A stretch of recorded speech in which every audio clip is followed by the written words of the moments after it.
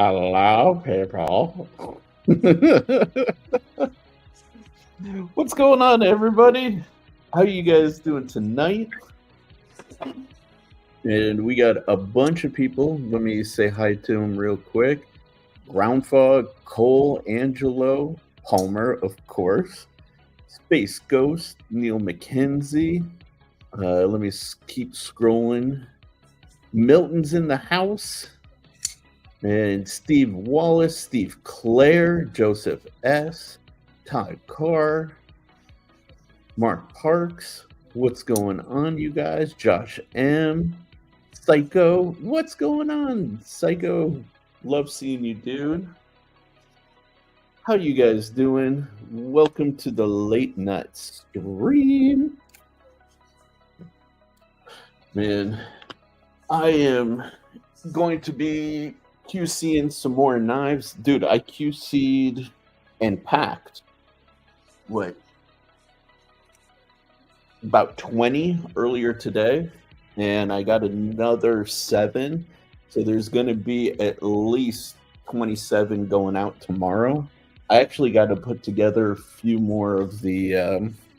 I 7 more is all I have of these, and I got to make some more because they come loose like this, like a bag of parts.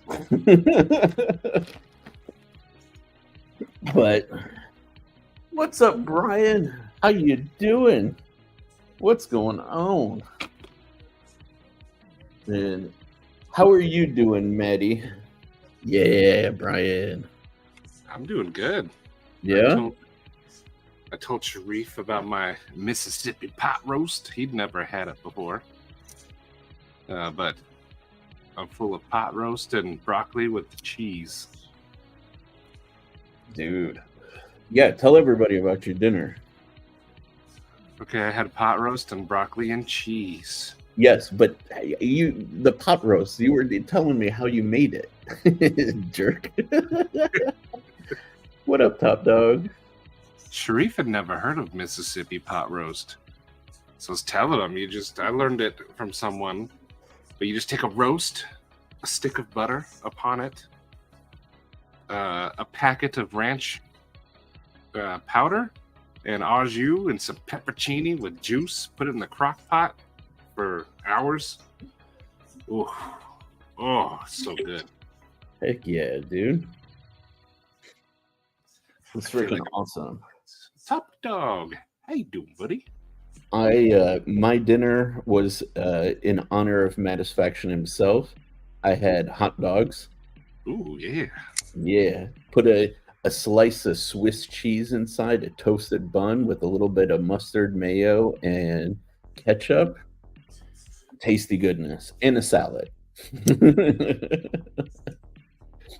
The light of ranch. I love ranch. How many of you guys have the Kaimano? Crispy! What up, Crispy? Crispy got his. I think Crispy is 2? I have a feeling that Dopey may not be getting number 007. Crispy may hold on to it. What up, Knife Nut? Yeah, yours in purple. Knife Nut. Hamburger soup? Tell me more about hamburger soup. Yeah, please. I like both those things, but never had it together. Right? I didn't know you could do hamburger soup. Dang, pepper jack stuffed meatloaf, seasoned green beans. Ooh, Josh M. I am sorry, Joshua. Lauren Smith already claimed 69, and he is in possession of it already. Wait, isn't there 2 69s? There is a 69 in my Carta, however. And Psycho, I didn't QC every single one, but I do QC every single one before I ship it. So you QC'd all the ones that were pre-ordered. Yes. That is QCing as it goes. Otherwise, he'd be doing it for the rest of the month. Yeah, and I want it to ship things out to people, So, Sausage soup? No. Wait. Stevie! Wedding soup? Stevie, get up here. Stevie! I've had hamburger casserole. That can be on keto. The hamburger soup. I would like to know more. Yes. Would you like to know more? Same page. Yeah, man. So, we've got a good number. I can make a little bit of an announcement about this for all of you people, because a lot of you who are in here, well, Stevie, I think that's a recipe for success. Yeah, get up here. You ate last Friday. Right. So, for those of you guys who don't know, like, the Kaimano comes good to go out of the box. However, I designed the pivot system in the Kaimano and all future Mangana steel knives around these multi-row pivot bearings from Skiff. So these guys, geez, I pulled out the wrong thing. Yeah, it's the same thing, but you can see they are the Rocket Glide rings, 6mm 16 ball. So they already had these, and these are an awesome upgrade if you want them. It's not going to change the feel of the Kaimano in any way, but you get more surface contact because you have that extra row of bearings on the outside. However, I talked with Steve Skiff, and we developed these guys. These are the thick washers, and these are drop-ins. So if you do want to run your Kaimanos and future Mangana steel knives on washers, like this guy, you can run it on washers. So I have swapped out the bearings in this particular one. And as you can see, it does take a little bit more for it to close. You got to kind of snap it hard, but that's typical with a washer knife that's getting broken in. However, you can still do the reverse flicking. You can still do the regular flipping. But if you tend to like washers, now all Mangana steel knives have a dual way pivot system. I'm the only one who's doing this outside of Hinderer. So just for you guys to check it out, if you guys are interested, that option is out there for you. So, and I appreciate that, Todd Dog. And I fully support that. If you don't want to touch a damn thing, be my guest. Don't Exactly what I told Sherif too. Yeah. But I could see, I think if you slap washers in here, you're going into work mode. Hinder can suck it. Yeah. Yeah. I'm like, yeah, I'm the only other person out there who's doing that. So Chef Rocky. What up, Chef Rocky? How you doing, brother? And so what are the bearings that's in it right now? Is it those plastic ones with the bowls? Yeah, I can show you them from this little parts kit if I can isolate them. Yeah, they're a very large, same dimensions, actually, exact same dimensions, just single row bearings, and they have they use like Ultemp or something like that for the ring. So just the bearing, Brian. Just the bearing. That the metal silver washer in there you keep, So that always needs to stay there, because then otherwise the tolerances go off. The washers and the bearings are sized for the size of the balls. So for the Yeah, balls, always accommodate for the bulls. for the balls. So yeah, dude, that is a big update. You guys who are here in the live are the first people to see that. So I'm going to be making a video kind of announcing that. But you guys are getting first benefit, great news, all of that stuff. So are they for sale right now? Yes, they are for sale. And actually, if you go to Skiff's website and you go to the here, I'll just pull it up. So if you let's see, if you go to Skiff's site, right? There it is. If you go to bearing compatibility, you can actually scroll all the way down to here to M. If I remember, there we go. Manganese steel, Kaimano. Yeah. This will take you to the bearings. And then right here, they have the washers. So the main thing you just want to double check is this number. As long as it's under 12, you're good. But they have already paired them together on the website. So, ooh, yeah.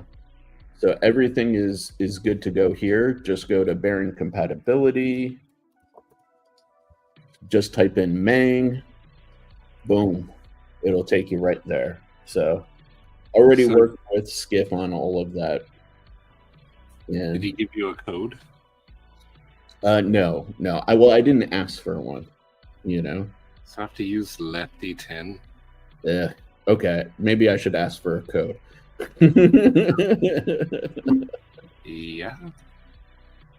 Todd Cart. So there's no difference in the traditional bronze caged bearing and the plastic ones because the bronze isn't playing a factor in the tolerances. It's actually the bearing balls themselves,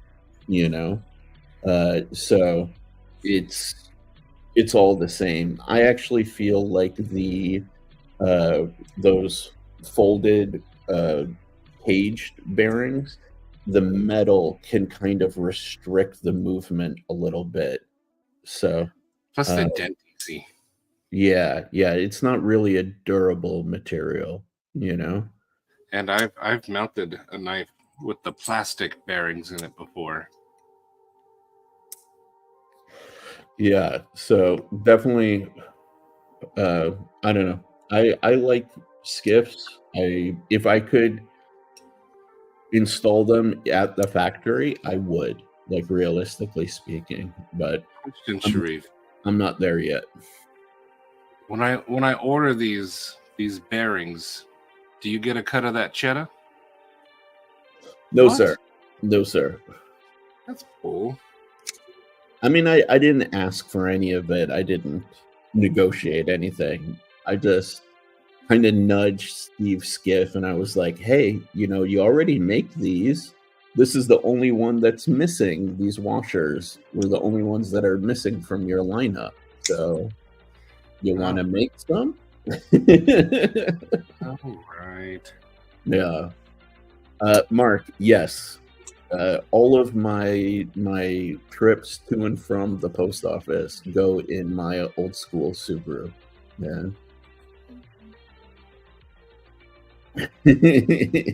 You would think, Steve. Palmer, exactly. I will definitely ask for a discount code once I think that's actually a really good idea, shit, I buy enough skiffs myself. Like, I wouldn't mind having a discount on them. So yeah, can I use this time to show off a present that I recently received? Yes, let me bigify you. Oh, you don't have to do that. Well, I mean, you're getting it. No one has seen this yet. No. Look at that.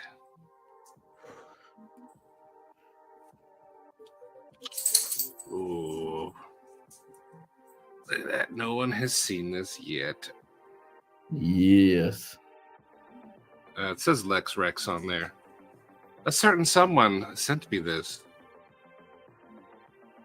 This thing is awesome. Yeah. One of the sickest fixed blades ever.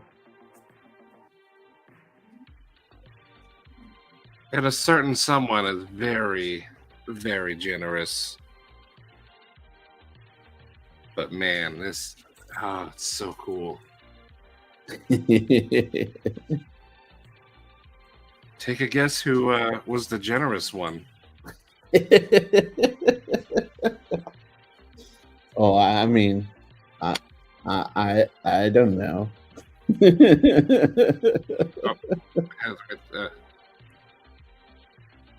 So I've been following Lex Rex for a long time, and then he did a sale, and a bunch of us were like, "Oh, that Hawk bill!" We all were drawn to it, and Sherif's the one that bought it. Yes, sir. Oh, they're so cool. Yeah. Boxes are quivering in fear. See, I don't even know if I want to use this on Amazon boxes because have my package happen. Oh yeah, that's awesome. This is like Steve Clare gave me my first custom folder, and I've used it, but I was afraid. And so this is my first custom fixie. And so now I think I'm afraid to use it. I don't know. I like to use my stuff, so I'm gonna use it, but like it's meant to be used. How far am I gonna use it? And it's sharpened here, here, and here. So like you could flip this over and cut. I don't know. This could be like a chisel, I guess. I don't know, but yeah. It's too good for common cardboard. This is when my monster packages come in. Yeah, so the kind of the story behind that is Maddie and Cole, Broke As Knives, were big fans of Lex Rex, and basically they turned me on to him. And as Maddie said, there was a sale. He made like 30 knives, all of them were one-offs, and he sold them. And I was looking at his stuff and I fell in love, and I ended up picking up a couple of knives from that sale.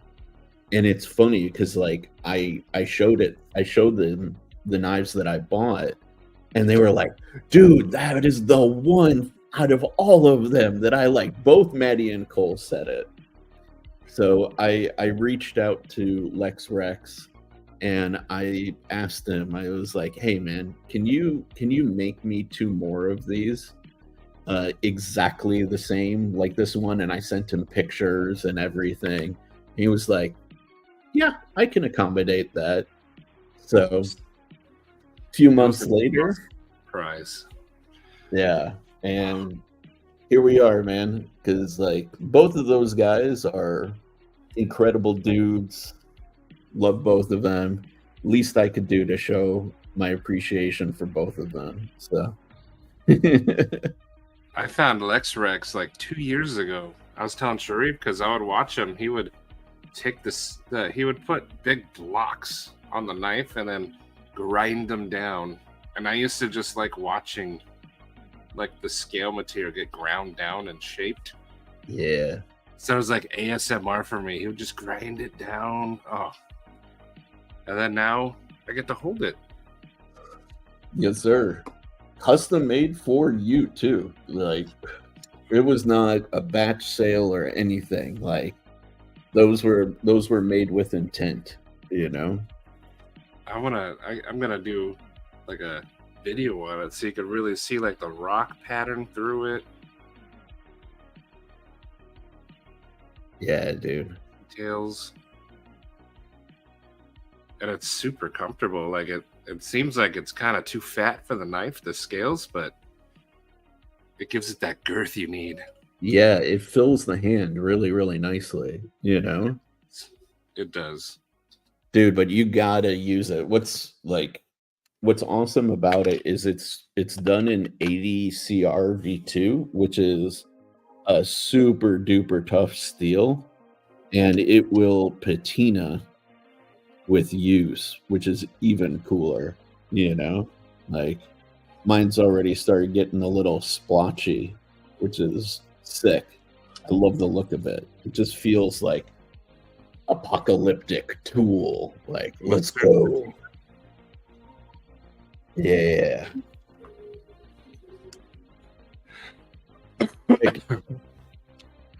It is. It really is. I'm a big fan. I'm a big fan. You know, speaking of being gifted customs, though, I want to see more of Brian's. I can't not Hercules, but like Hercule. I don't know. That thing's pretty cool. Yeah. I keep So watching his Instagram, but I want to see more of that thing. Like it came from South America, I think, and those guys make some cool knives down there. yeah, dude, if you don't know, there was like a big fundraiser and all of that stuff for a child in need, and a lot of people got together to do giveaways. And Brian, yeah, he ended up picking up or winning this custom, which is just incredible. Like, just beautiful. Has the zirconium bolsters, the camel carbon or fat carbon, I don't know which one it is, like scales. I like the 3 dots in it. Yeah. Goes live. And oh, sweet. Okay.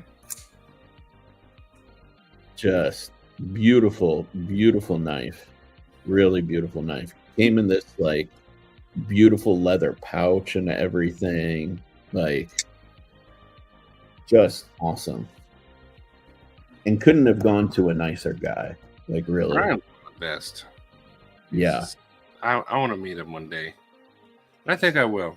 I'm not going to Blade Show Atlanta, but I'm definitely going to go to Blade Show West. Okay. That'll be a fun drive up through Utah. I've never driven up there, so it'll be like a all new experience. Heck yeah, dude. And I'm very, very like it's so crazy to me because like for a lot of us, we didn't meet Brian before the Kaiser event at Blade Show Atlanta, you know, and we all sat at a table with him and his family, and that's where we got to know him. And I say we all lucked out, man. Couldn't have met a nicer, kinder dude who's just been like awesome for the community, you know? So like we really lucked out. Yeah, exactly. Exactly. Yeah. Oh yeah, dude. I can drop Brian the link if he wants to join. Oh yeah. Whoever suggested that is a cool dude. Yeah, pretty smart guy. Steve Clare, yes. And much like I'm gonna be ready for a dangling bear hug, you be ready for a dangling bear hug. Except I'll be naked. Actually, I won't be. I'll carry my squirrel. I keep it in my favorite case. Oh, he's working. Curse you, Brian. Why do you have to go and support your family with paychecks and insurance? Right?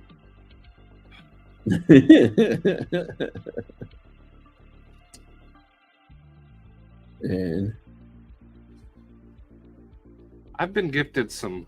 I've been pondering it the last few days because of the confusing Spyderco situation. yeah. I've been gifted some pretty cool knives over the years. I think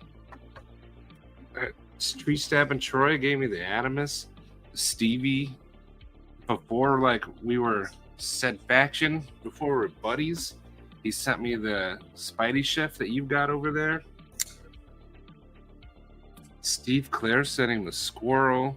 You with the freaking awesome fixed blade. Yeah, dude. More. There's more, but man.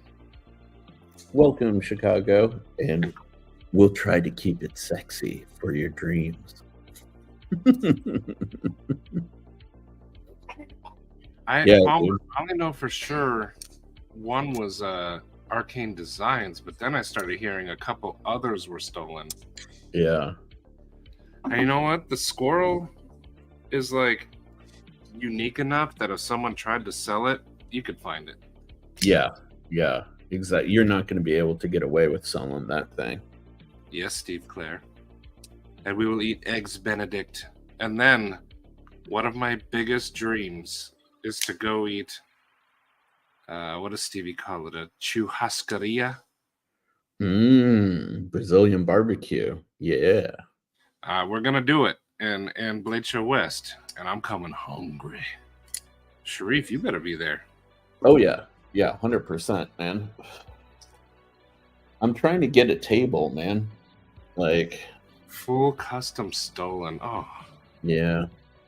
Whoever did that had some huevos. Yeah, seriously.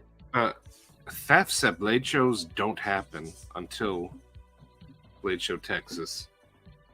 And it happened in a state where everyone's got knives and guns. So whoever did that. Right? Huevos grande. If they ever get found out. Yeah. They're gonna disappear. Oh, Palmer, see, that's the thing.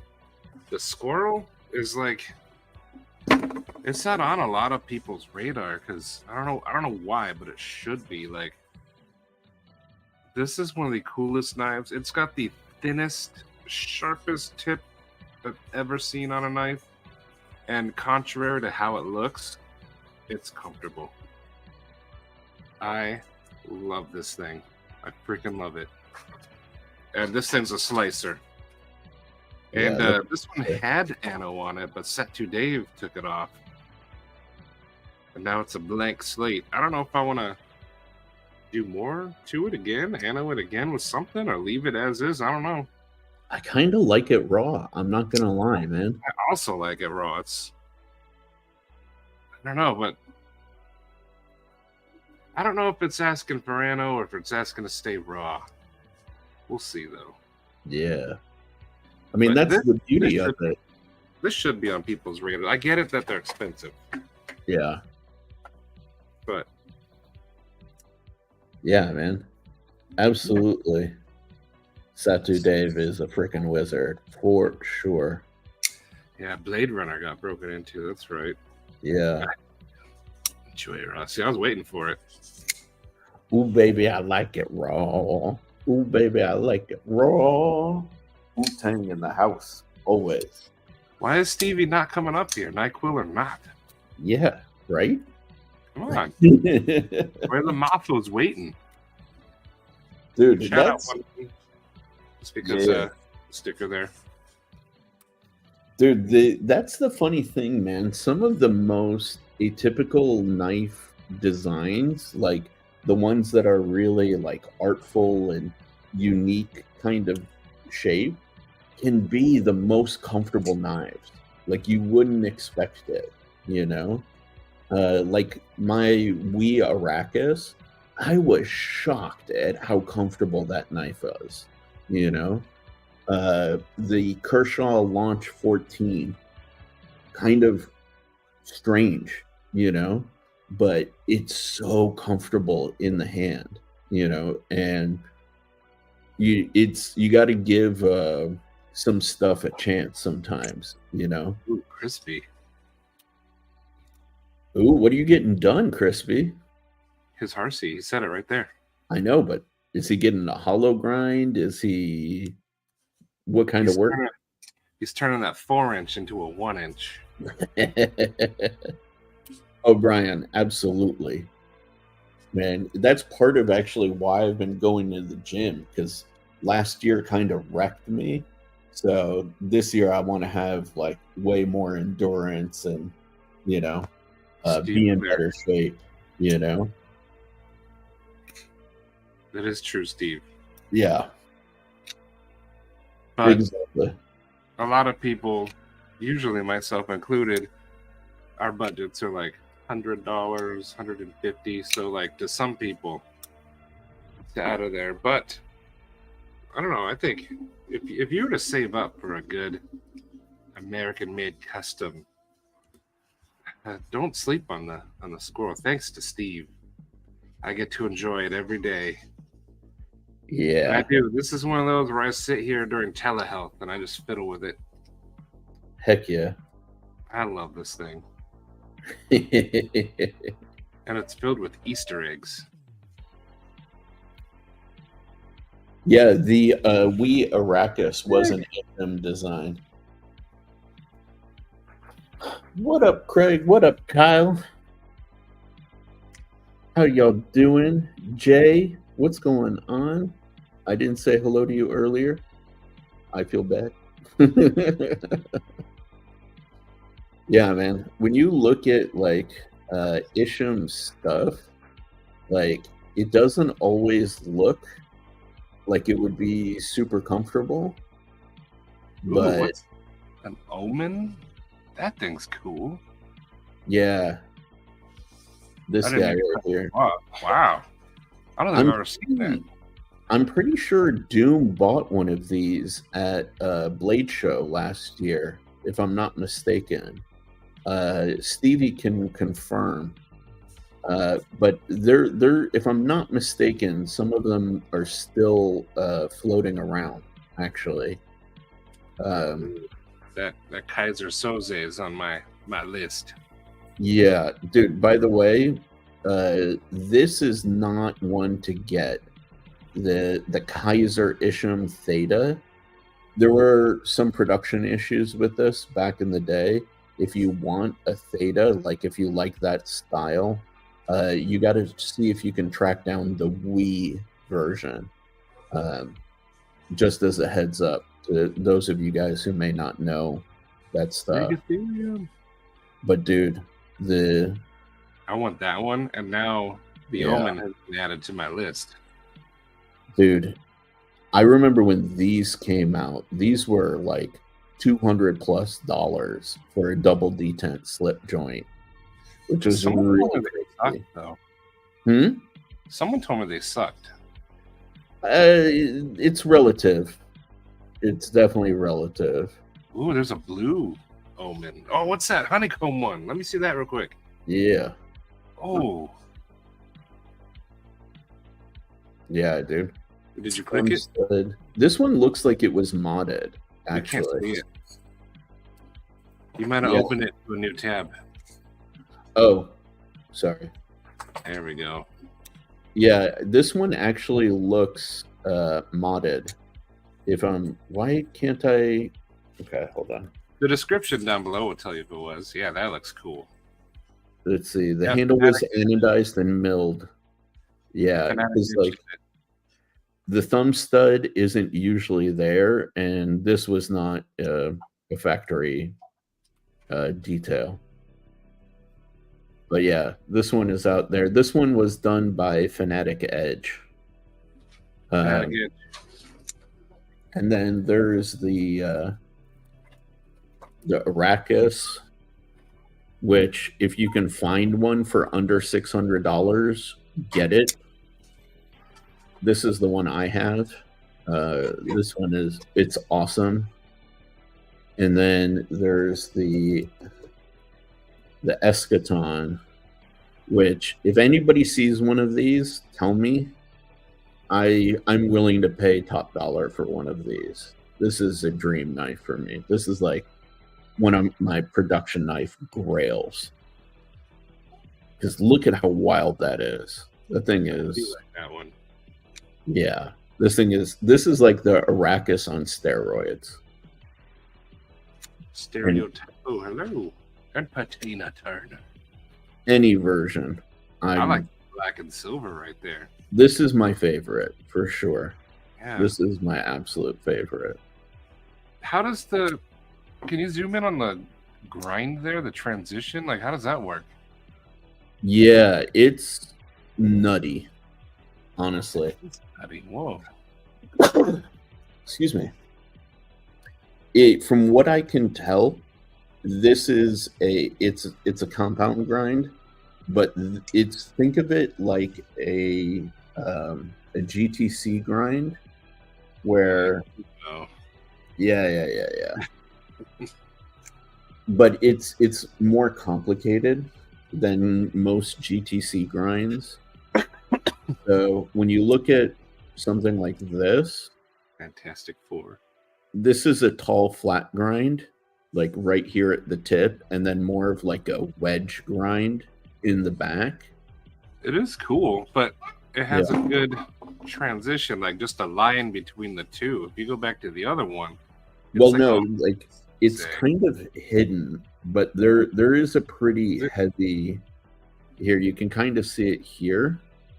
Like there's a pretty heavy transition point. Like when they do that, when you look here, you're kind of seeing the same thing right here. But this part right here is the crazy part. I don't understand how that's working at all. It hurts my brain. Yeah. Albeit that's not very hard to do. But it's awesome. It's cool. I think a long time ago, before I started learning about knives, I saw an Ethan Grove that had like this kind of design. I'm gonna find it now. I'm gonna see if they stole that design, if that's where it came from. I'm just gonna look while oh yeah.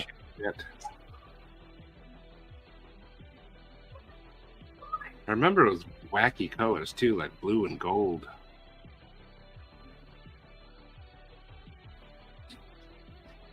By the way, I don't like Ethan Grove. Yeah. Oh yeah, that's definitely an Isham design. Stolen. What's going on, Patina Turner? Twang Thing, what's going on, brother? How you doing?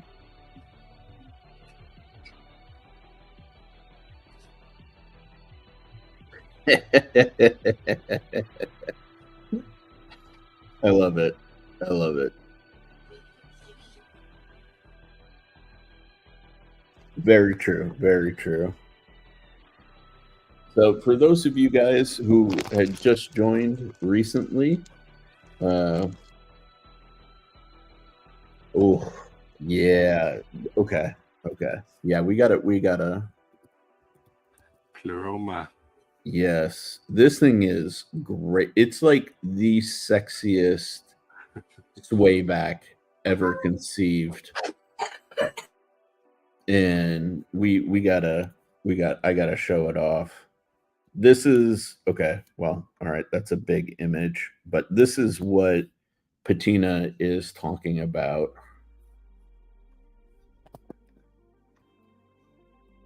So this is the Pleroma from Isham and Wee Knives. It's not a huge knife, but look at how the lines just all flow. That black and gold was kind of sexy. It is super sexy. And just the inclusion of this floating thumb stud is incredible. Like, just a work of art, and nobody has done it since. And you can really see it here. Like, yeah, I like those colors. How sick is that? And such a beautiful concept, such a beautiful execution. These are also impossible to find. If anybody sees any one of these at any point in time, drop a link to me. Tell Patina first. Well, dude, I'd pick it up for Patina, and then Patina could reimburse me.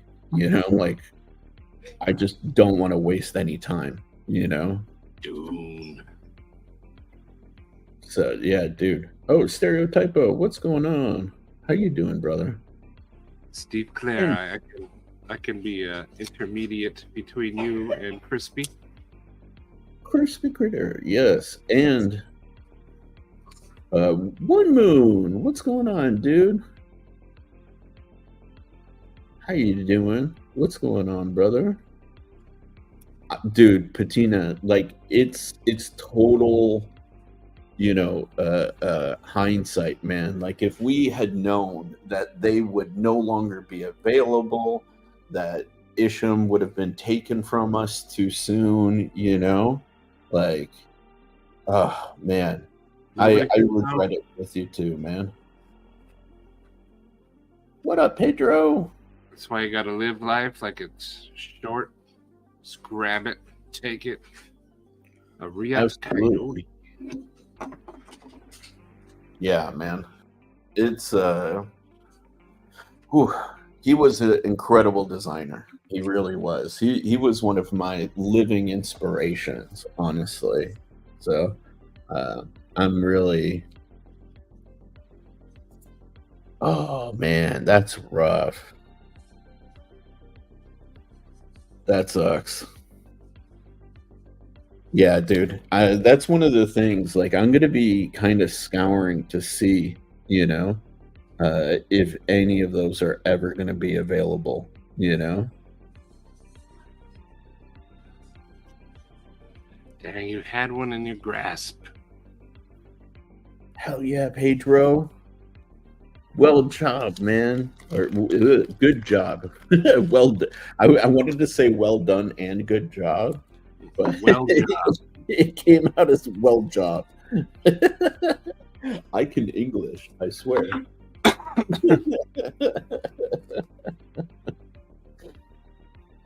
Man, dude, but they are awesome. All of his stuff is like incredible. Yay, grammar, Heather. Man, so there's a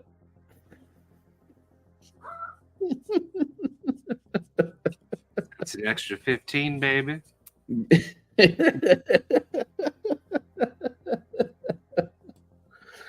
Oh, freaking Cole, man. Cole and Maddie are two of the people that can consistently crack me up like all the time, man. Sometimes the three of us get together and game, and like literally my abdomen hurts from laughing so much with these guys. Cole is the funny one. That I guy. don't know. Cole is a treasure. Yes, he is. Absolutely. And oh, dude, I got to show off a couple of more fun things I got recently. For those of you guys who love purple as much as I do, and like it seems a lot of us do, Knife Nuts podcast teamed up with Vault and made a little Vault case. And usually these cases are pretty expensive, but if you go to like Knife Nuts podcast, like Instagram, I mean, I could drop a link for it. I'm not trying to be a shill. I just think it's a great deal to get one of these for $25. Shill alert. I have no affiliation. I have no association. I get nothing. I think it's just fucking cool. So you're disassociating? I'm definitely in a consistent disassociative state.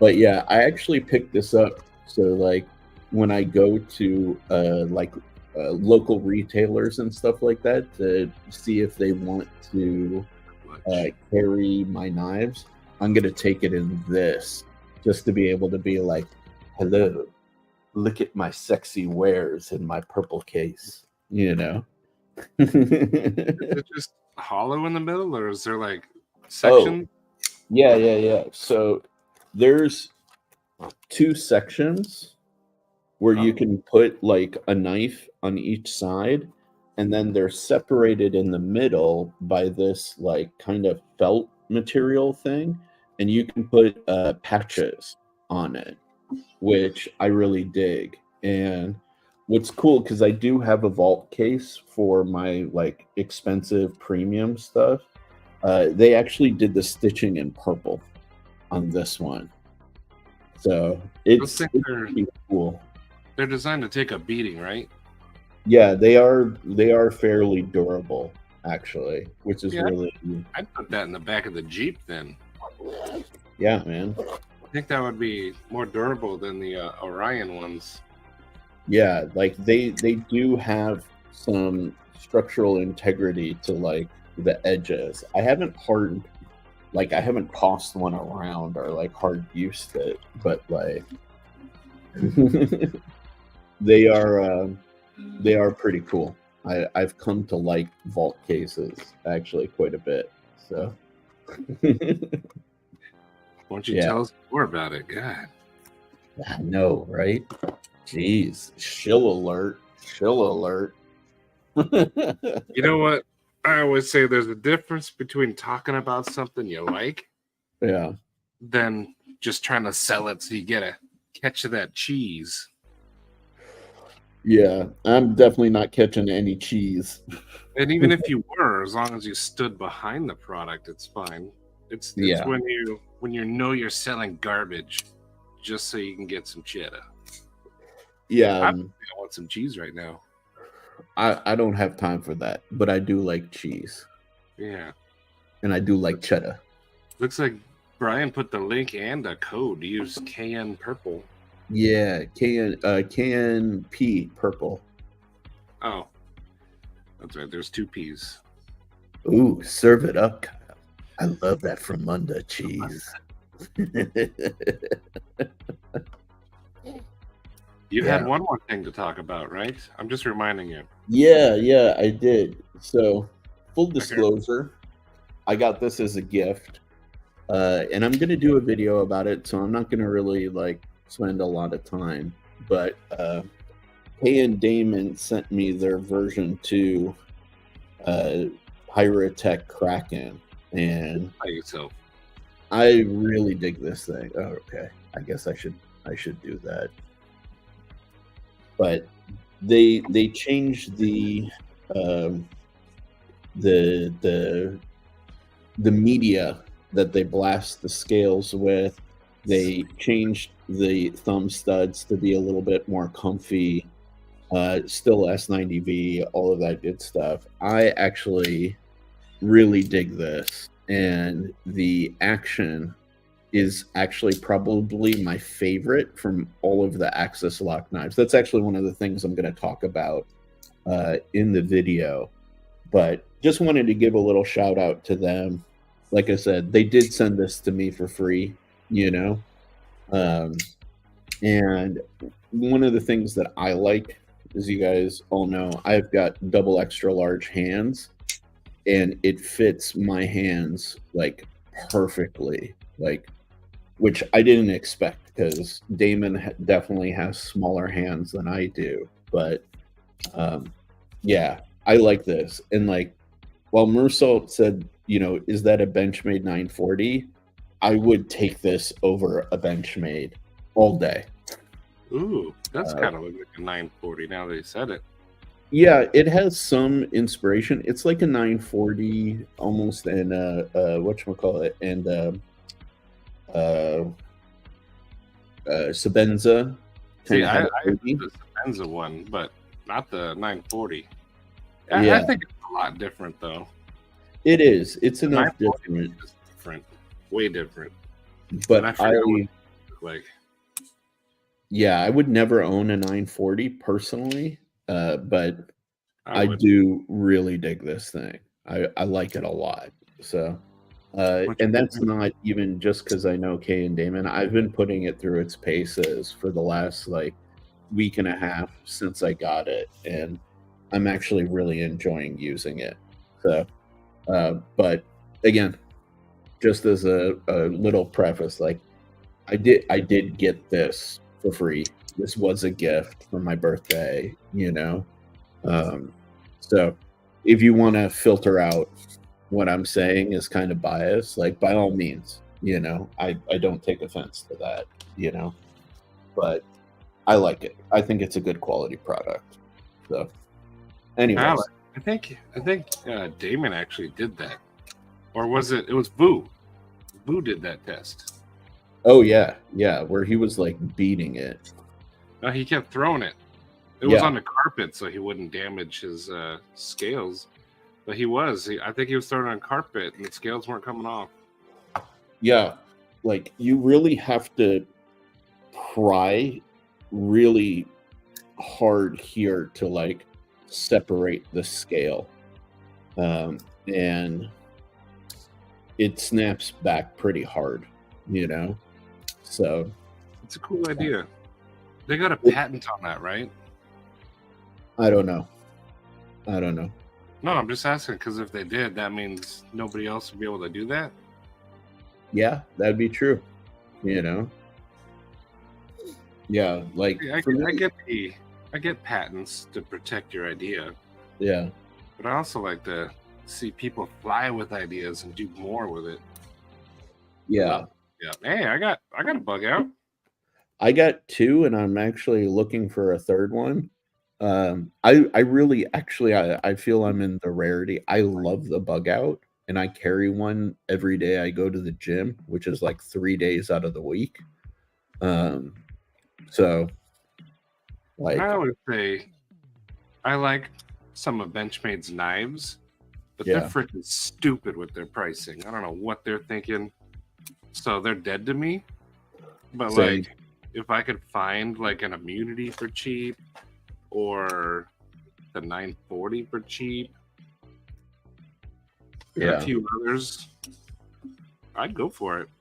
Yeah, like I will say this, like the issue one of the biggest issues I have with Benchmade, or not one of, actually I'll name a couple. One, pricing. Absolutely, the pricing is insane. 2, the spring tension on all of their bar locks, their crossbar locks, is the lowest of everybody. And I get that. Some people may have neuropathy or may have like less strong fingers, right? So you're trying to hit 90% of the people rather than 10%. I personally don't like it. And because of that, the bigger and the heavier the blade, over something like, say, like a bug out or like a mini Osborne, like it gets mushy. So I try to actually stay with like the smaller sizes of Benchmade knives because of that, if I own any, so garlic. And the garlic is my nuts. I made my bug out heavy. I put some titanium scales on it. I don't know where I put it though. I probably put it in a case. It's gone. Probably forever. Yeah, I don't get it at all, Craig. Personally, I don't understand why people are so big on it, but I think it looks cool. The blade shape is unique. Yeah. It's thin. Yeah. It's different. I don't know. I get that's not everybody's. I've never held one. I'm just going off how it looks. There's one really famous video about the bug out where this guy just like craps on it like horribly, and he goes on and on about the failings of the bug out. It's this one, Wrangle Star. Let me share. I'd like to hear more about Palmer's story. Did someone use like a Benchmade to save your dad, like from a car wreck or something? Or was it the actual company? Yeah. Worst knife I've ever carried. Oh, I thought it said created. Yeah, this is a very like well-known video. As you can see, it's almost at 1 million views, for God's sakes. Look at this dude though. He probably like batoned with it. He's an outdoors guy. Yeah, and he just talks about it. Like, he broke it into sections. Like, it has a big lanyard hole. I can't open it one-handed, which is ridiculous. Yeah, you can. You know, all of this stuff. And then he talks about how the 940 is superior in every way. Wait, Like, go to the I can't open it one-handed part. I want to see him try to open it one-handed. I can't open it. yeah, It's horrible to me. So, yeah, that's it. He says he can't open it one-handed, and then he proceeds to open it one-handed, which is hilarious. He did it without using the axis lock. Who is this guy? Yeah.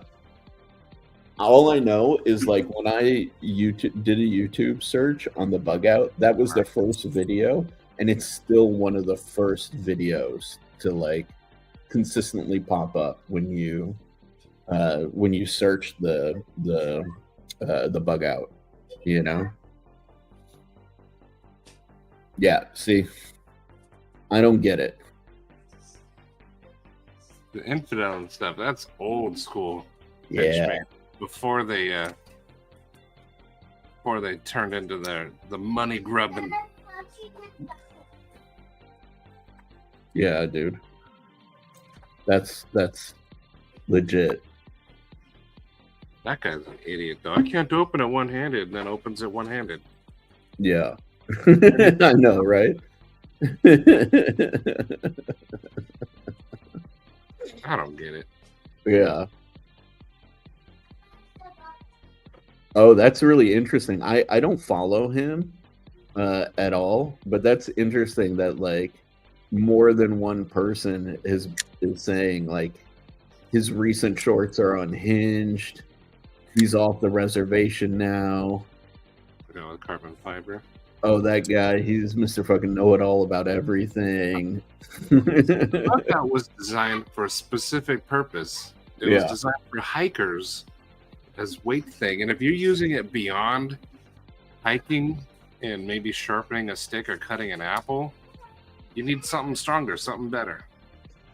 I will still maintain it's not, but I still will always maintain that, like, it is far more capable than people think, because Dutch bushcraft knives took the one with, like, the silver aluminum handles and they freaking batoned it, you know? So, like, it's more capable than people give it credit for, you know? Like, most products, though, they're designed to be used within a certain set of specs, but can usually go beyond it. Some things farther. Yeah, exactly. Didn't he destroy a bug out? Thank you, Dean. Yeah. I'm sure there's endless criticism for the bug out. I still think for what it was designed for, it's a phenomenal knife, honestly. The price has gotten out of control, but I like the bug out. Yeah, me too. You know, that's actually a good question for the people in the chat. What is a knife that you like that is maybe not liked by others, that holds a special place for you, you know? Probably just Kaimano. Oh, yeah. Nobody likes that one. Hold on one second real quick. Okay, let's see. A knife that a lot of people don't like that I do.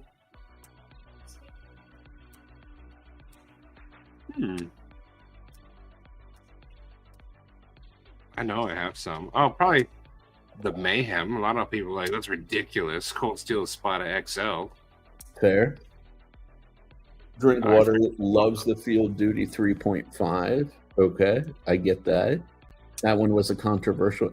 I don't think that the knife was necessarily bad.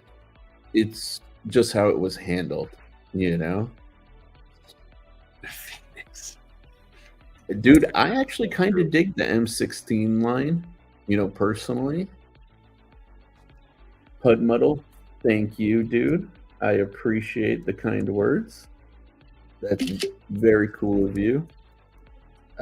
I'm trying to screenshot it. My dad actually gave me good advice. He was like, save all of the nice things people are saying to you about the kimono, kind of put them together as like a testimonial thing. So I'm trying to do that. Dude, I thought the F5.5 was beloved. It was only hated by Grumpy Grunt, to my knowledge. Go to his channel and see how loved it is. Yeah, exactly, Craig. Okay. Yeah, fair. Caladan was a little bit of a controversial one.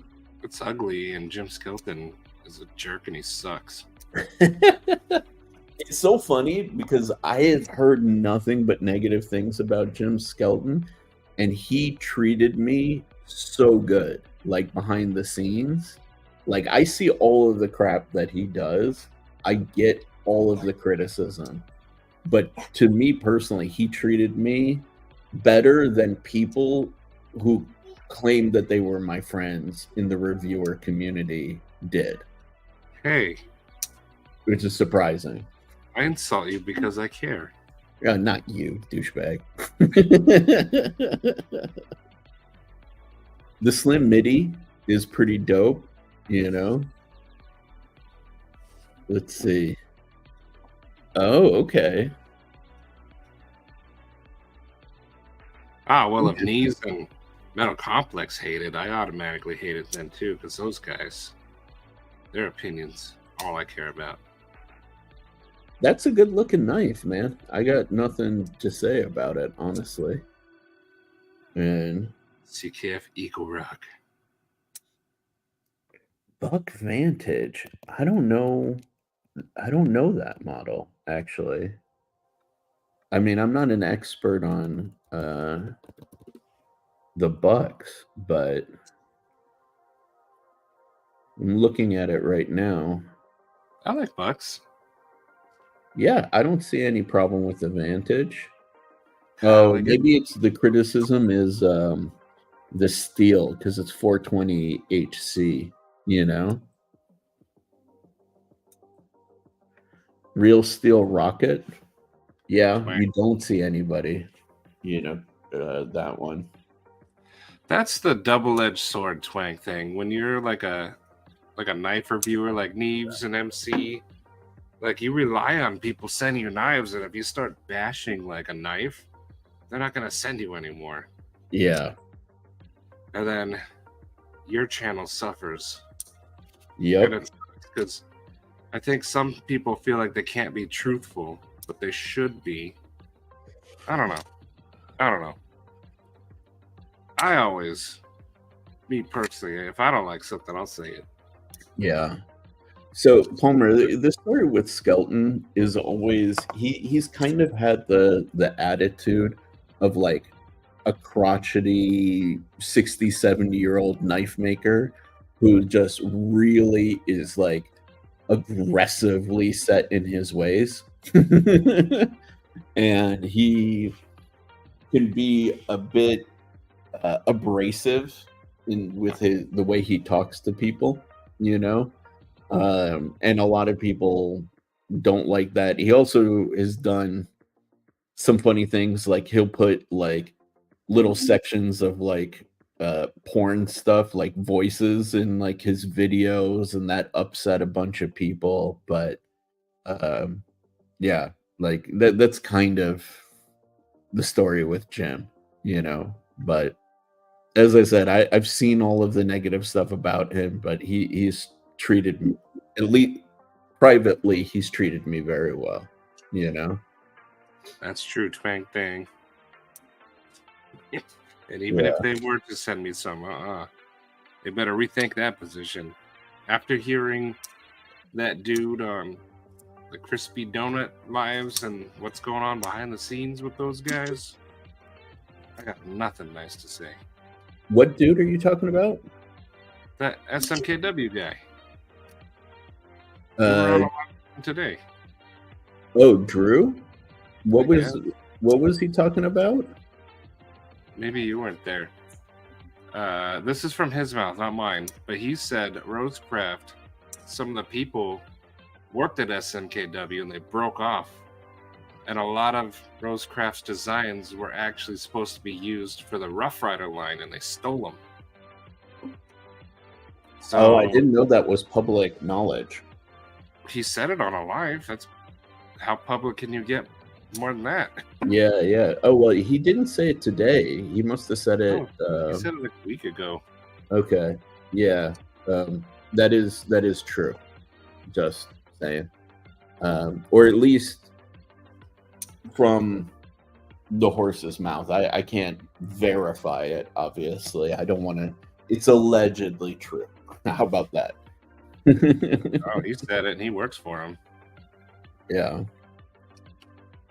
Funny though, he knew that my knife was OEM'd by Kaiser, and he didn't shit on it. Just off of the bat. Actually, he gave my knife a glowing review. So, it's funny that, like, yeah, he may not like them as a company, but he respected the work that they did, and he didn't even get a production one. He got a prototype. So.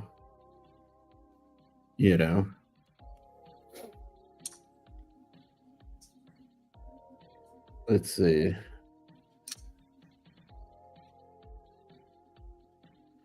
I don't know about this at all, actually. It's something to do with the Clydesdale, and couldn't lose one of their new knives. Did they kind of appropriate some of the Clydesdale design language? I don't think so. I think both knives are different. Yeah, I don't know. I don't tend to keep up on the drama, honestly. Between all of us here, like, I try to preserve my mental health by not being involved in the drama, genuinely speaking. So. I remember in summer school or summer, I'd watch Jerry Springer. I ate up all that drama. All that You're not the father. Although that was the other guy, but still. Oh, no. Dean, Jim said it. He loved the knife, actually. So, yeah, like, actually, Jim was one of the first people who really, really, like, went out on a whatchamacallit, out on the ledge to back me. So, yeah, Jim absolutely loved the Kaimano. So, and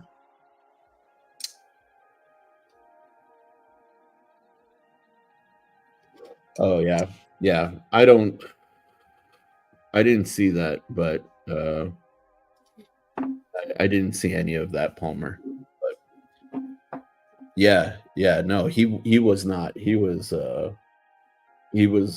like I said, privately, he's been good to me. So I see all the criticism. I've seen all the behavior. So I can't necessarily back it, but definitely. That post is called "Not a Horse." I didn't see that one. Yeah. Let's see. I did not see that. I gotta click on that.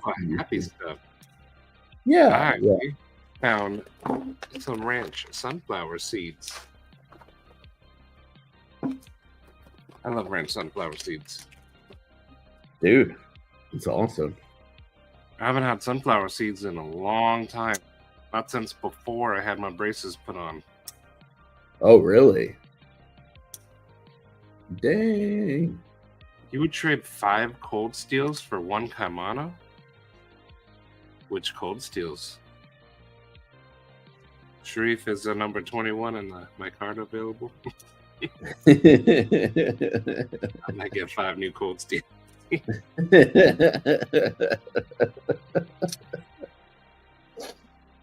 Yeah. Dude, well, we got a few more people here. I'll just mention it again if you missed it at the beginning. Not, again, chilling, but so if you guys are interested in Arshir, what's going on, dude? Good night. Stick around just for this part, Arshir. If you guys are interested in upgrading the bearings in your Kaimanos or changing it over to washers, I designed the pivot system to work with these bearings from Skiff. He has these in stock. He already was making these, you know. These are the Rocket Glide rings, 6mm 16 ball. But I worked with him and convinced him to make a set of washers. Here. And now these are also available. And this guy is running on washers. You guys are getting the first sort of knowledge or info about this. So I will be making a video to kind of talk about it a little bit, but all future Mangana steel knives will have a dual way pivot system. So just throwing it out there. You know, you don't need to. It's not a requirement, of course. You know, your knives, do with them what you want. But just throwing it out there, there are options if you guys are into that kind of thing. So, Q-Ball! What's going on, dude? Hope you're doing well tonight, man. Hope you're doing well. Q-Ball, I haven't received a message back yet, but I want to plan a trip down to Tucson. We gotta go see the Eonans. Ooh. That'd be sick, man. Well, do you know the story on them? No. Oh, okay, well, it would hopefully be a fun visit, but it would be a very solemn visit. Oh, okay. Just to give you the gist of it, Eonan and his wife are awesome. Yeah. And just to be blunt, his wife has 6 to 12 months. Oh, sorry to hear that. Yeah, so it wasn't good news. But they're such cool people. I love Eonan. So, Q-Ball, we gotta go. Neil, you gotta come with us. Neil is Eonan's buddy. Heck yeah, man. And the Kimono, Rosie XL, and the 55 areas come in. And the Kimono stole the show. Dang. That's awesome, man. Thank you, Dean. I appreciate your kind words, dude. I'm so bad at taking compliments, dude. Like, I don't know what to say other than like, oh, thank you. Remember yesterday's live? We were talking about it. Mankind, it's tough to take things. Insults, compliments, but it's easy to give them. Yeah. Like, I don't know. Take it. This night is perfection. Yeah. And you're just gonna deal with it, Sherif. Okay. You made such a cool, perfect knife. And I think the fact that you made it so some people can have washers, because a lot of people like washers, you just made it that much better. Yeah, dude. That was my hope, man. Really. Thank you, Robert. Appreciate you, dude. Yeah, take it, Sherif. Robert. Yeah, you designed a perfect knife. But yesterday on my live, we were talking about it too. Taking the design and putting it on foam so you can feel the ergos. Mm-hmm. It pays off because then you get the knife in hand and it's perfect ergonomics. Yeah, dude. Sherif studied it. It's a great technique, man. For all of you guys out there who are kind of like aspiring knife designers, it's a technique that I really stand behind. You know, take your sketch, go to like what's it called? what's the Hobby Lobby? There you go. Go to Hobby Lobby. They have foam board that has like adhesive backing available, and take your sketch, like photocopy it or duplicate it, put it on a piece of that board, cut it out with an X-Acto knife, and you'll get to feel your design in your hand. And the beauty of that is, if it works in like such a rough shape, meaning like just a section of foam board, it will feel comfortable once you increase the width, you add chamfering, all of that stuff, right? Because if it's comfortable in the roughest, rawest form, it'll only get more comfortable. Sherif, your camera and microphone are meshing up. Ah, dang it. How about now? Is that better? No bueno. Hold on.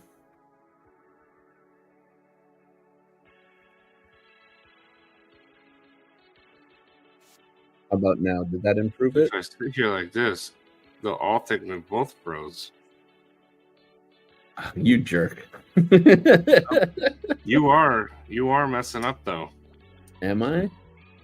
You're all robotic-y. Chat, tell them. Ed says it looks good, but they're Looks delayed. good to me? What? Is it me? Looks good to you. Am I the problem? I'm double checking. He's good. What? It is me. Wait, Palmer says it's me then. Okay. I'm the problem.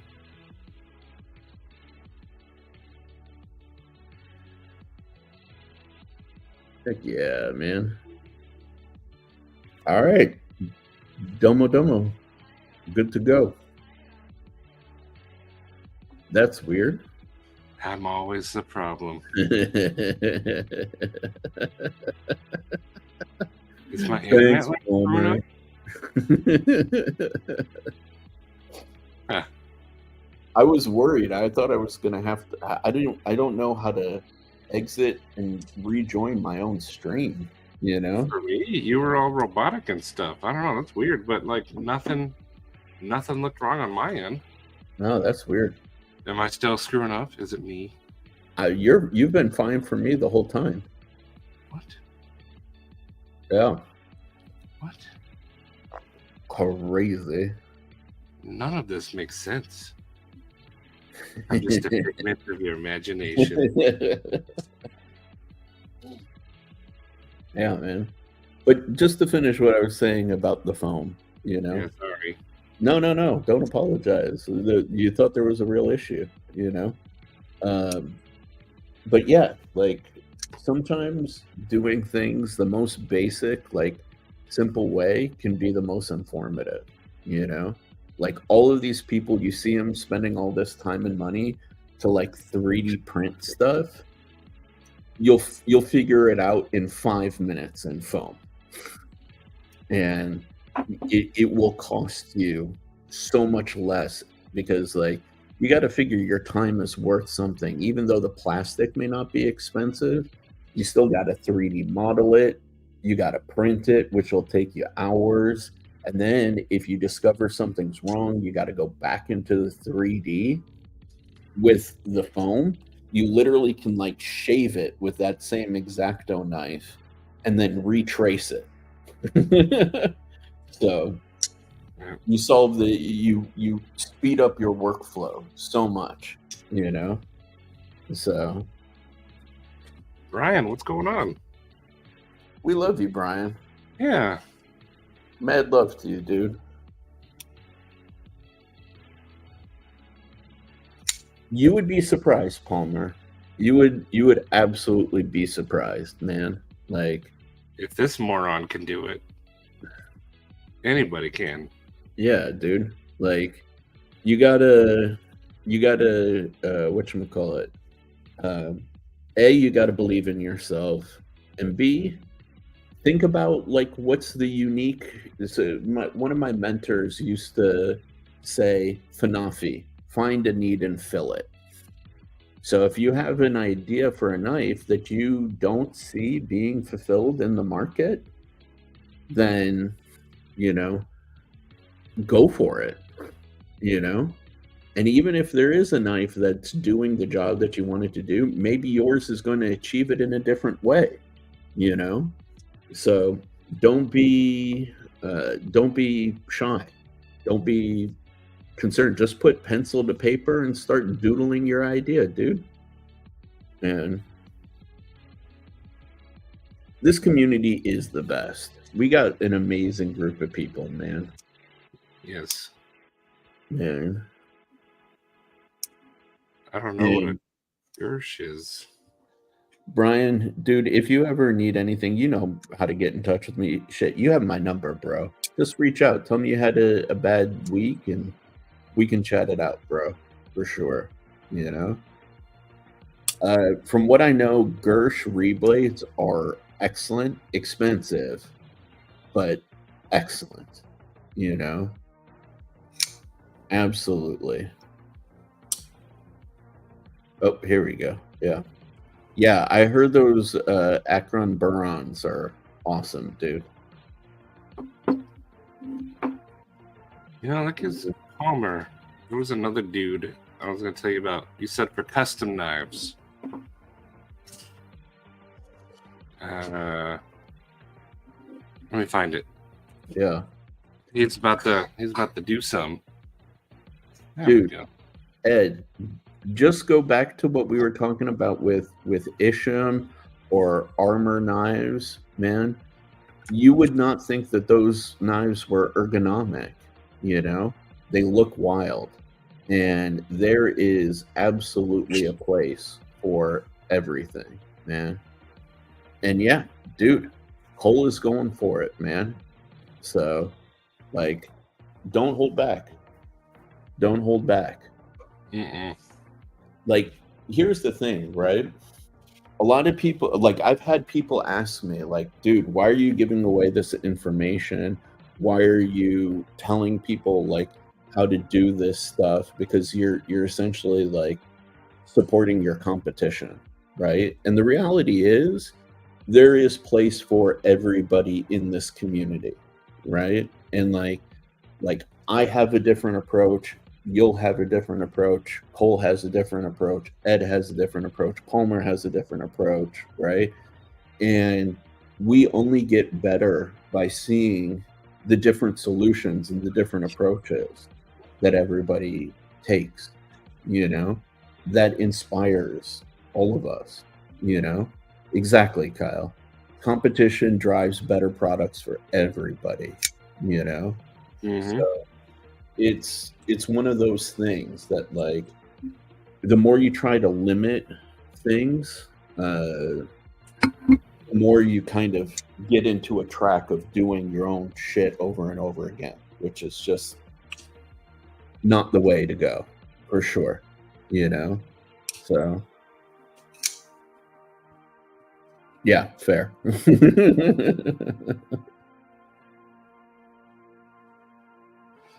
Brian, we're all hypocritical in that very exact way. Yeah.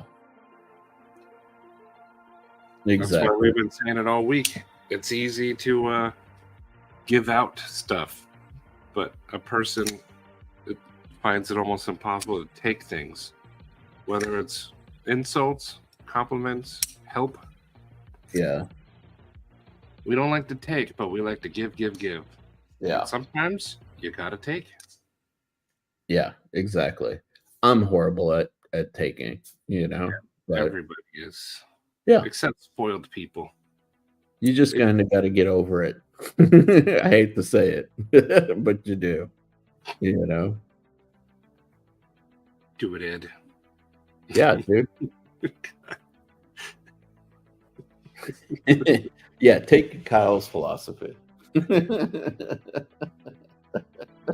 Kyle always takes those things in stride. Yes, he does.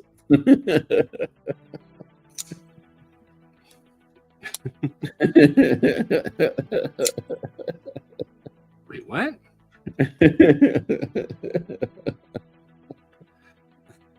Yeah, dude. Like one guy says anal, everyone. What? I love that that's the one thing everybody fixated on.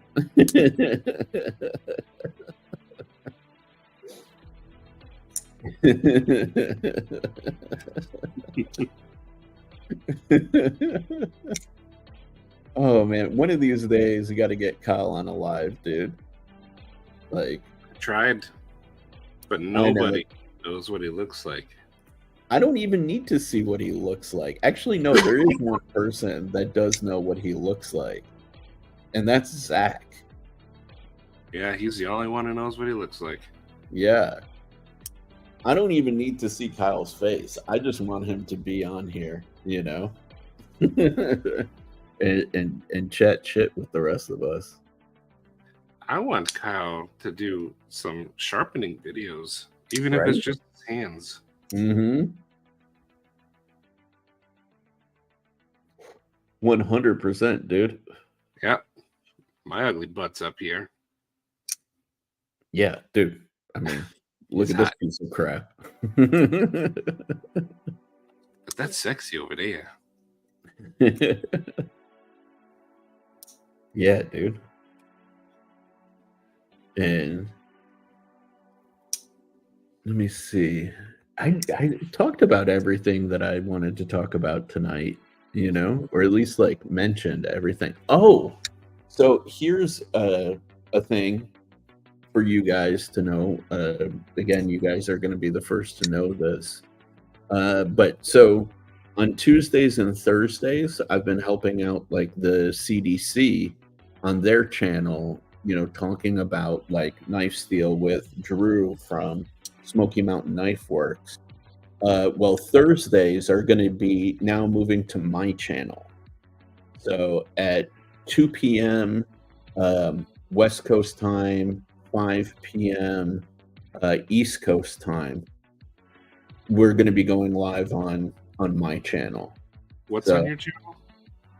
I'll be talking like knife steel stuff with Drew from Smoky Mountain Knife Works.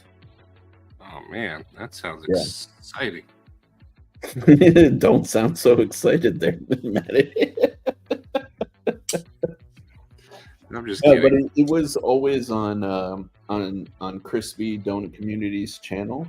But I talked with Luke today, and you know, we agreed to put it one day out of the week on my channel. So Tuesdays on their channel, Thursdays on mine. So just for you guys to get a heads up, you know. Stevie, that was one of the hardest videos I ever did. Kathleen Smith. Good evening. What's going on? Yeah, it's a big step. It's a huge step. Roman. Everybody say what's up to Roman, the amazing Roman. How are you doing? Roman. Sorry, I have not been as talkative lately, my dude. I have been packing and shipping knives. Actually, if you guys want to get an idea of my life lately, like, this is my life. It's probably like $40 of knives right there. Just boxes and boxes of knives. Roman, I'm gonna have work for you soon. Yes. And it's gonna have a T-bone steak on the inside. Heck yeah.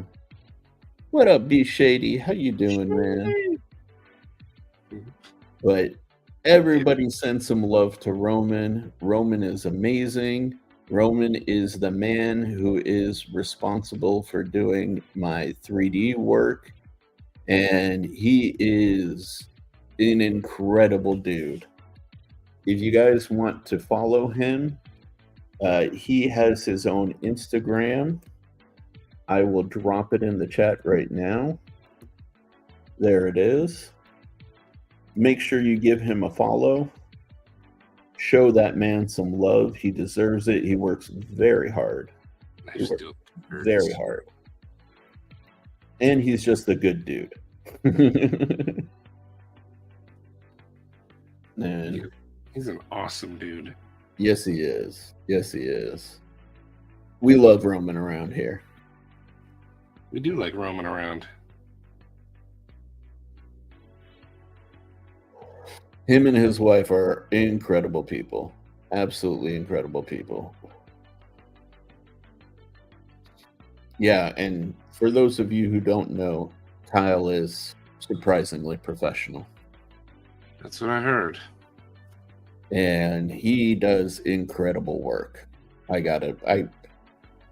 For all the crap I talk about Kyle, I have a knife sharpened by him. I gotta send him more. They are wicked. Just evil sharp.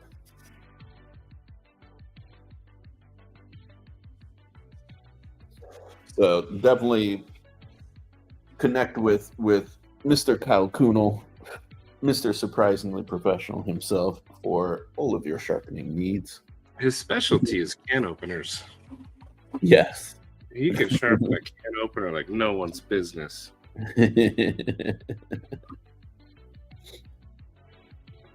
Steve, he's the only one that got it.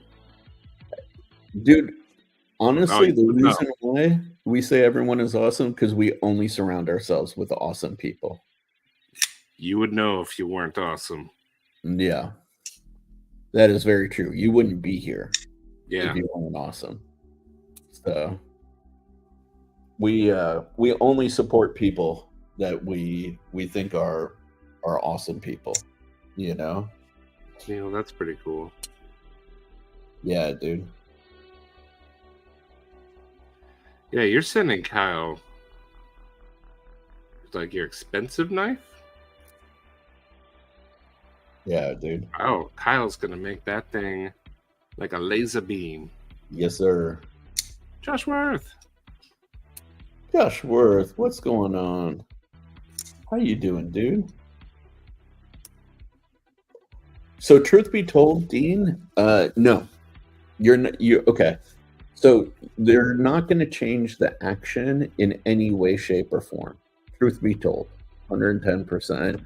Full disclosure, they're not going to change the action. The advantage of running the skiffs in the Kaimano is, if you look at the Kaimano bearing, right? It's a great bearing. I've got no complaints with it at all. But it's a single row bearing, and you just have the bearings along that ring, right?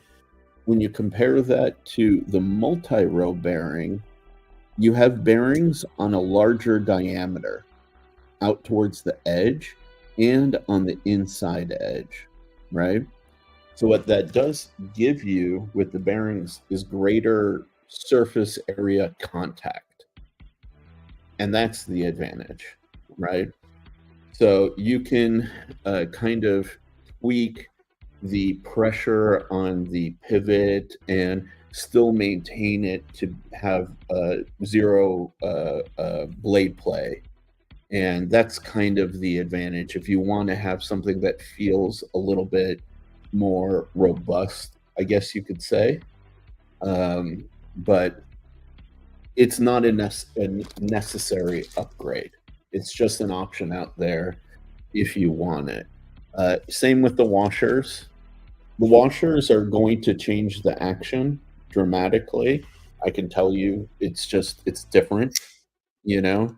It won't drop shut anymore, and it will take a little bit more effort to reverse flick it, but I put a set in here so I can long-term test them and see and give you guys the feedback of like actually using them, you know?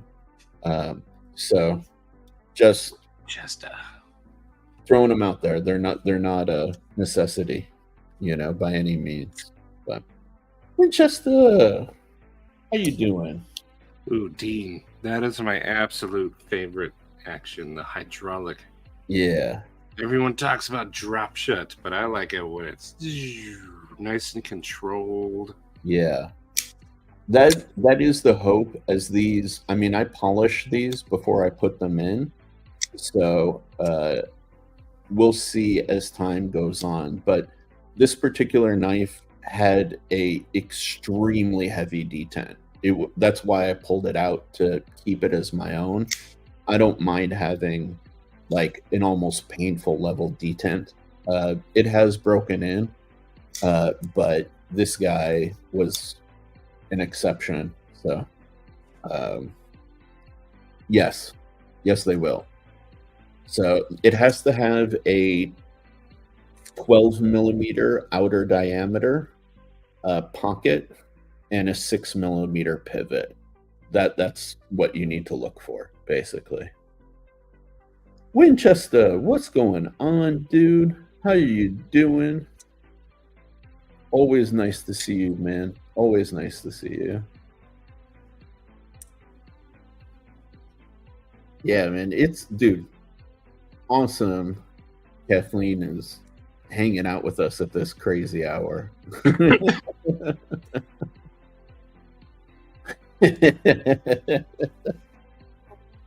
Oh, yes. Is it Polish?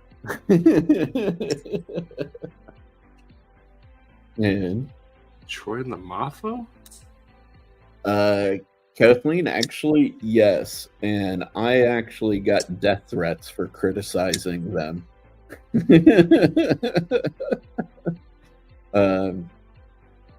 But you had death threats? Oh, I did. You didn't hear that? From who?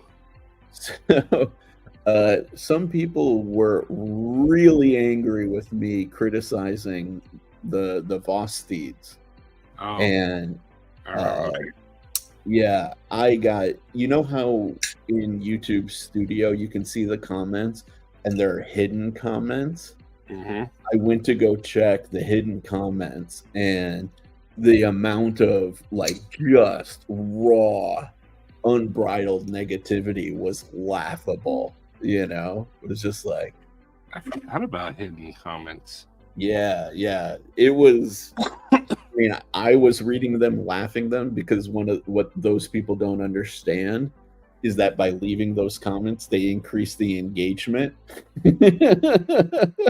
So they were actually helping the videos get out to more people. But yeah, like some people were really, really angry about me saying negative things about their beloved Voss feeds.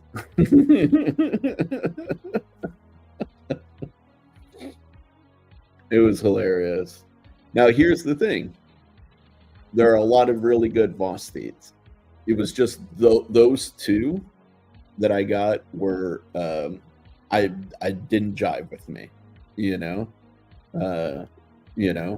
But like, for example, like the Nightshade is absolutely beloved. Actually looks like a cool knife to me. And the I can't remember some of the other ones, but they look really, really cool. Actually, Brian is planning on sending me a bunch at some point to check out, which I'm really excited for. You know, well, Brian's a big Boston guy. Yeah. He is dead set on sharing with me some of their better stuff. So I'm very excited for that, man. I'm looking forward to that. Yeah, see, there's some great ones out there for sure. And like the one that the first one that they did with RSK, that was previously called the Mayhem, but they changed the name. That one looked sick to me. I actually almost bought it at Blade Show. So, yeah. Which one was the Mayhem? I think they renamed it the Chaos or something like that. Yeah. Well, see, Brian, it's because you're an evolved person.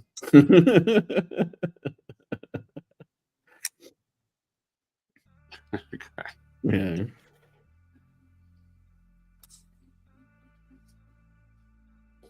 Yeah, dude. No, like hold your breath. I don't I'll call a spade, but it doesn't mean that an entire brand is. Everybody is going to have a slip up. Everyone's going to have something that, isn't for everybody. But I felt my critiques were based on design and not on more opinion-based stuff, So, yeah, dude. Exactly. There can only be one mayhem. Ooh. My crime knife.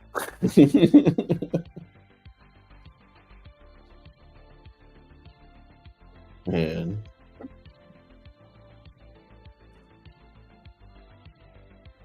Good night, Neil. Good night, Neil. Kathleen, you'd be surprised. Yeah. I'm in a YouTube chat, and some of the other channels post their daily or weekly death threats all the time.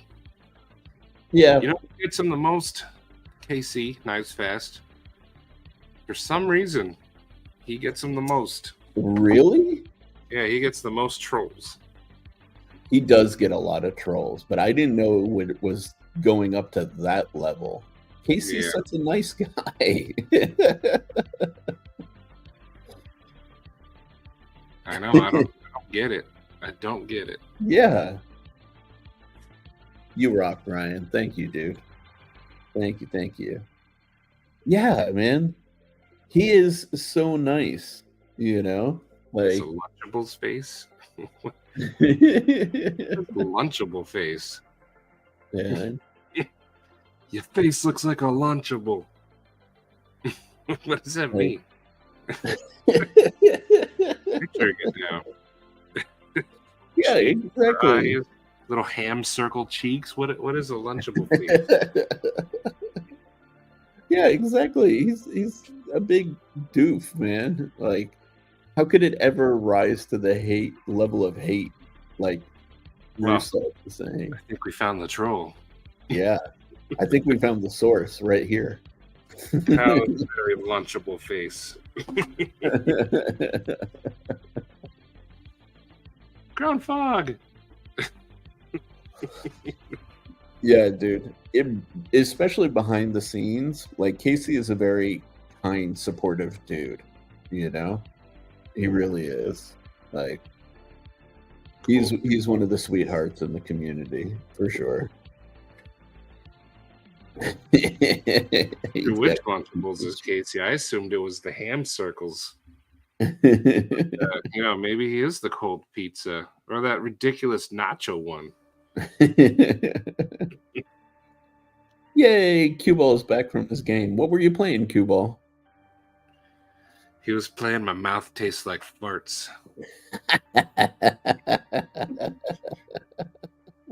by a little game studio called Layin' Poop.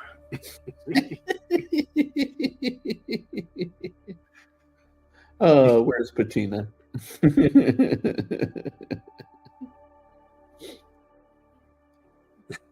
There's Stevie. Good evening. Oh, okay. Diablo 4. I'm level 54 out of 90. My character's level 70, but reward 54. Nachos. No, but you are welcome to join in, my dude. We haven't seen your sweet face in a minute. Did you lay down a good poo? Let me load up the Instagram. Mouth farts by Mattel. Palmer, that might happen. The knife market has reached a stage where no matter what you draw, it might end up looking like another one. And you can tweak it a little bit. But it's fine. As long as you're not like straight out copying. You can take inspiration. Yeah.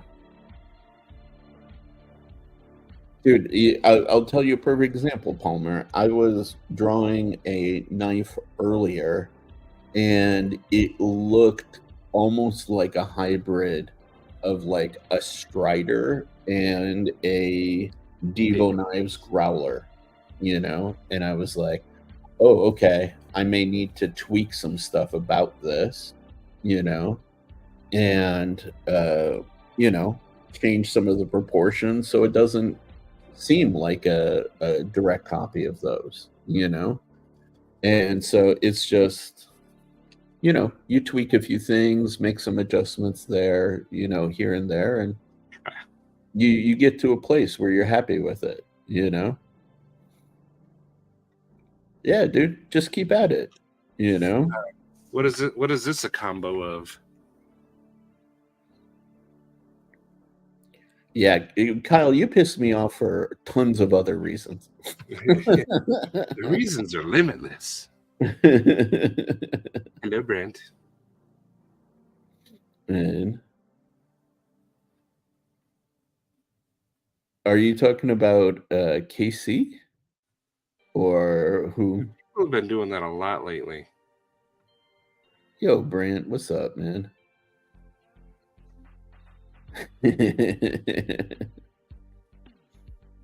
Yes. The CEO is one of my very favorite knives. That's what this is. This is the inspiration is gentlemen's knives. Although this has more curves than CEO. Yeah, dude. Like, we've had I don't know how many millennia of knives, realistically speaking. If you really want to get technical about it, like damn near everything has been done, you know? So, like, I just saw a custom knife that looks like one of the Luft knives, and I was like, oh wow, like that's the similarity is crazy. That new Luft, what's the new one that they're the balloon? They're only making 99 of them though. No, not 99 Luft balloons.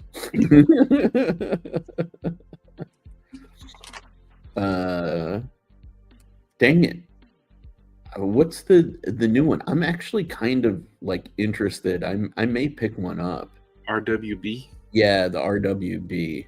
I thought of that without any help. That's awesome. Actually, that's very impressive. I didn't. It showed up twice. What's going on, Mr. Cue Ball in the house? How big Louis gotten in the last year? You could tell he wants to be held in love. Big old kitty. That song. We're doing good. How are you doing, Cue Ball? I'm good. Good. He's gonna make me so.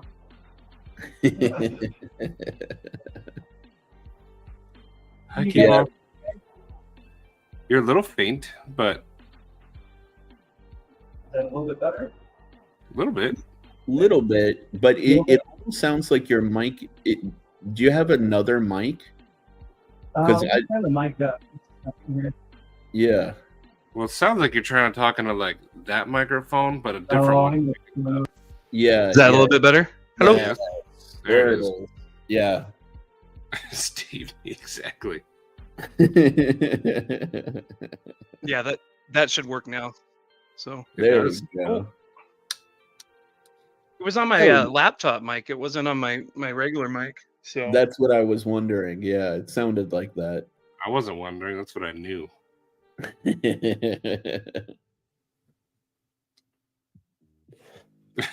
Stevie, man. Is Stevie on right now? Yes. Yeah, Oh, cool. yeah. He's in the Very chat. cool. I got the light like right in my face, so I'm gonna put the screen with you guys or us over here. So Yeah, I'm gonna it's actually all be good. looking in this way. So oh, it's good. Yeah, it's good. It's been a while, hasn't it? I mean, it's been a long time. Yeah, It's been dude. a long time. So very unfortunate news about Ionin. Thank you, Maddie, for mentioning that. Definitely want to take it and have a trip down there and Gotta go. see our friends. And you know, they're going to be going through a lot, and they need all of our support right now for sure. So Heck for yeah, sure. man. Yeah. Little heads up, my dad he's very close. Man, sorry But to he's hear fighting. I mean, he's fighting like hardcore, and I mean, I have to give my dad props for how weak and how small he is now. I mean, Yeah. he's lost like 60 pounds the last 3 months, and that. Dang. it's amazing how strong, strong-willed he is. And so, I got to give my father a lot of credit. So, Heck yeah, man. but this is a nice distraction. So, how's everybody Absolutely. been? Dude. Oh, by the way, yes, I have my Kamino. So yeah, dude. my mono. Jeez, how many times did I mess it up in my video? And your name, Manganus. I think I need to say that for like 100 times. It's horrible. No, man, it's all good. It's one of those things, like, I've always been the guy with a different name my whole life. So, like, I'm not sensitive about it, even in the least, you know? Like, yeah, man. People are loving that that you're here, Cue Ball. It's always been a long time. Awesome. It's good to see everybody. This detent is phenomenal. They tuned this so well. Yeah, dude. It's nice and snappy, man. It's snappy. Thumb, it takes a little bit of strength with the thumb. Reverse is perfect. Yeah. I mean, just perfect on this thing. And then, of course, the flipper it's hard to fail this knife. I mean, it's really hard. You got to get in the crotch of the hole there. Yeah. Yeah, you do. I mean, it's not, once you learn how to do it, it's not that bad. So, yeah. But when you're behind the camera and doing it, yeah. So there's a little secret to that, actually, by the way. It's not just Kaiser's tuning. So I have become not friends, I wouldn't go that far, but I've become acquaintances with Peter Carey of Carey Knives, right? Carey, and he's a custom maker. And one of the things that Peter Carey does that's different than everybody else is he does a shorter length lock bar than every other maker out there, right? So I learned from him the technique for doing that. So if you actually look at the distance between where my lock bar relief is and the edge of my lock bar, it's actually like almost a good inch, in some cases, shorter than other people's lock bars. Oh, wow. And that lends to that snappy action. And yeah, props to Peter Carey, but that lesson came from him, you know? So he was instrumental in that. 100% instrumental. So. Well, it fits my hands so freaking well. I mean, you know how big my hands are. So it's so comfy. I don't even feel the pocket clip. Big hand gang, dude. Yeah, it really is. Gang. It's just a monster of a knife. It's a monster of a knife. Heck That blade yeah. is so wicked. It's sharp too. I haven't cut myself on it, thank goodness. Knock on wood. So another one that I got here recently. Now, before I left Granger it's been end of September, early October. Yeah. I had quite a few pre-orders in, and one of them I got. I don't know if you guys have seen this one, but that's the VBR XL. Yeah. Which is another really, really, really good knife. That's the Vargas, right? The Vargas, yeah. Yeah. Yep. Yeah, this is done really, really well too. So who's his OEM? Is it Tuya or is it... this one was done by Riot. Ah, okay. Nice. I think Riot does most of his, or more, if not all. So, and then of course this one was a pre-order too. Yeah, dude, Yeah. I got mine. I love it. That there's nothing like that cha-ching. Yeah, right. Yeah, it's a cool knife. I may end up selling this one though. It's just it doesn't fit me like your knife and Yeah. BBR. It's just just doesn't. Yeah. You know what I found to make the factor like comfortable is how his the choil on his blade is so pronounced. I actually put my index finger into that choil. Like this. Yeah, exactly like that. Yeah. And I think that's kind of how the knife is supposed to be used. Yeah. Unless you have really small hands. So, but I don't. Dude, but he's going to be doing a Factor XL, actually. Oh, he is? Wow. Yeah. Yeah, I'm going to have to hold off on any new knives for a while. I don't think it's going to be coming, like, soon, but it's Right. in the works. Where's yours, cue ball? Yes. Yeah, that's what Maddie. I thought. Can you kick him off the show, please? So that knife came out right as I was leaving, you know what? Fortunately. And I just didn't have the funds for it. But... So it's still out there though. I know. Isn't it still for sale? Oh yeah, it's still available. Selling out in some places. All right. Well, if I sell a couple knives, I have some knives up for sale on Instagram. If they sell, then that's a good possibility, Maddie. So I'd love to have that as part of my collection. Let's pull up what cue ball's selling. Yeah, I'm on it already, actually. Yeah, well, I'm on it more. Yeah, there's quite a few budget knives, like O knives and stuff that I'm getting rid of. Everything comes with the box. The O knives come with the coin, in pouches. I mean, everything's legit. Probably not the most favorable knives, but they're just ones that I'm not partial to. But I do show, like if there's damage or snail trails or any scratches on the blade, I do show any of that. Yeah. Those are the only 3 knives that actually have damage on them. So it's all cosmetic. So all these are available. Dude, this Damasteel is... I got that marked down quite a bit because it's brand new. I mean, it really is. There's not a mark on it. And then all of these guys, well, except the Kaimano, or not the Kaimano, the Grazioso, I know that one's sold. Or I'm pretty sure. I thought that one was marked as sold, but it's not yet. Oh, okay.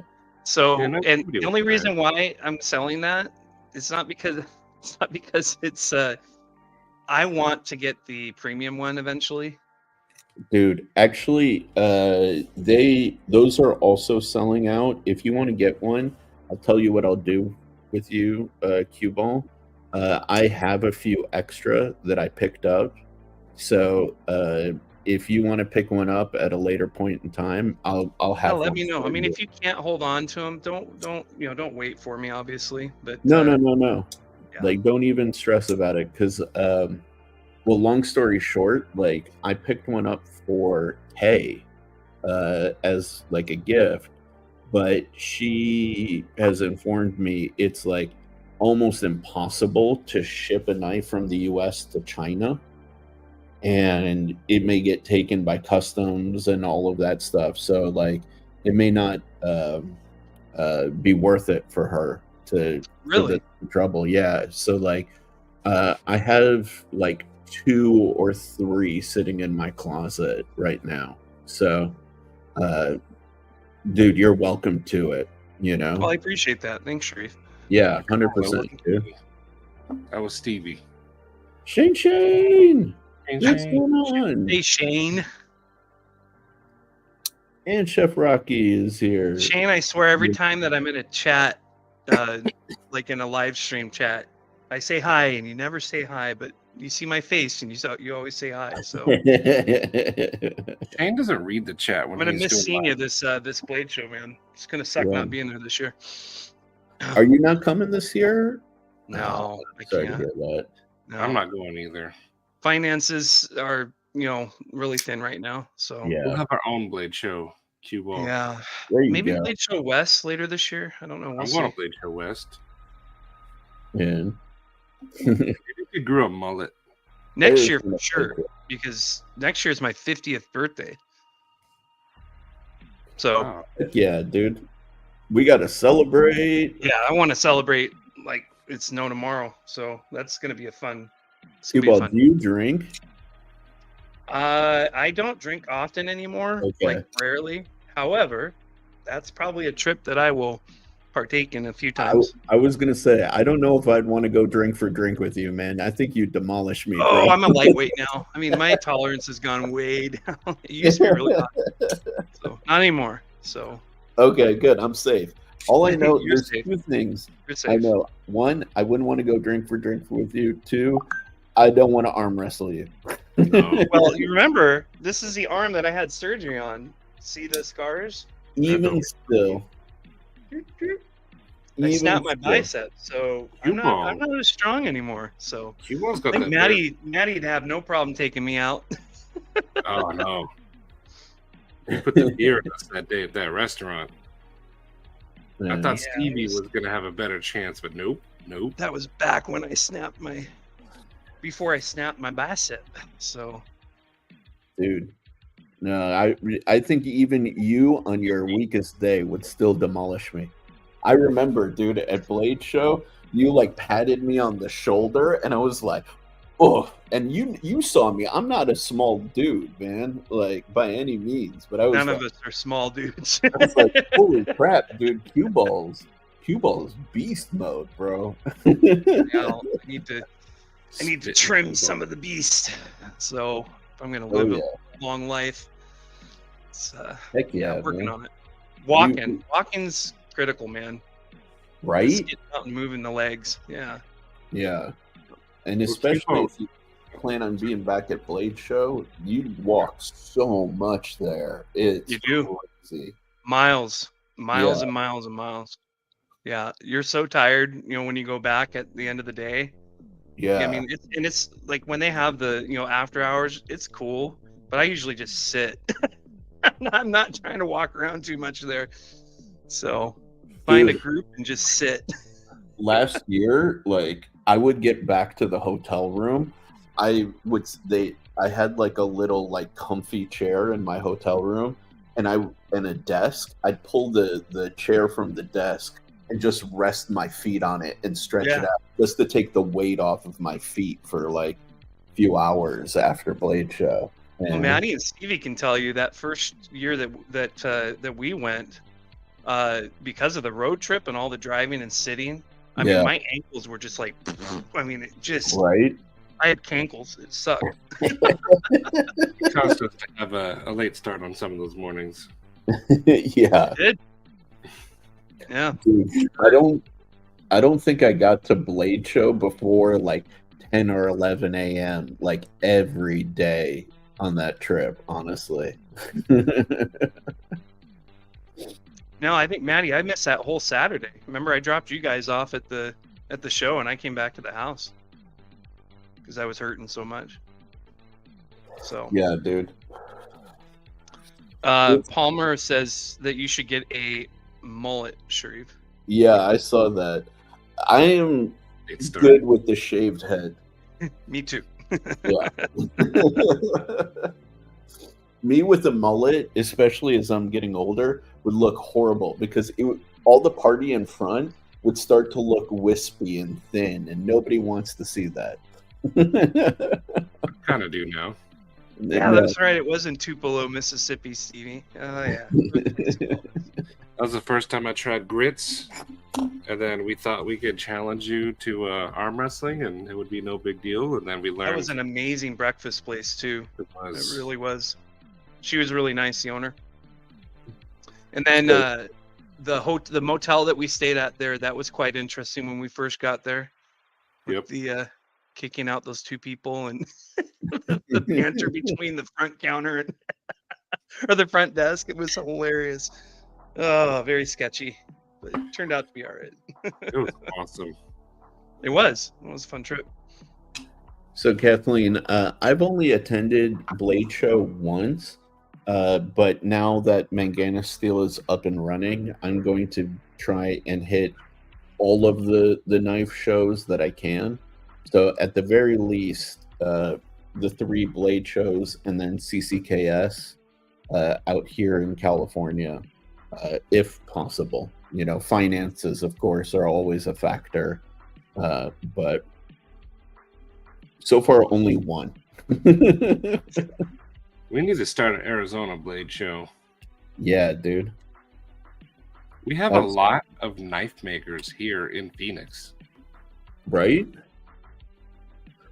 Dude, Palmer, I used to play lacrosse too, believe it or not. Oh, Cue Ball's talking about it. I wasn't talking. I was making a statement. Steve,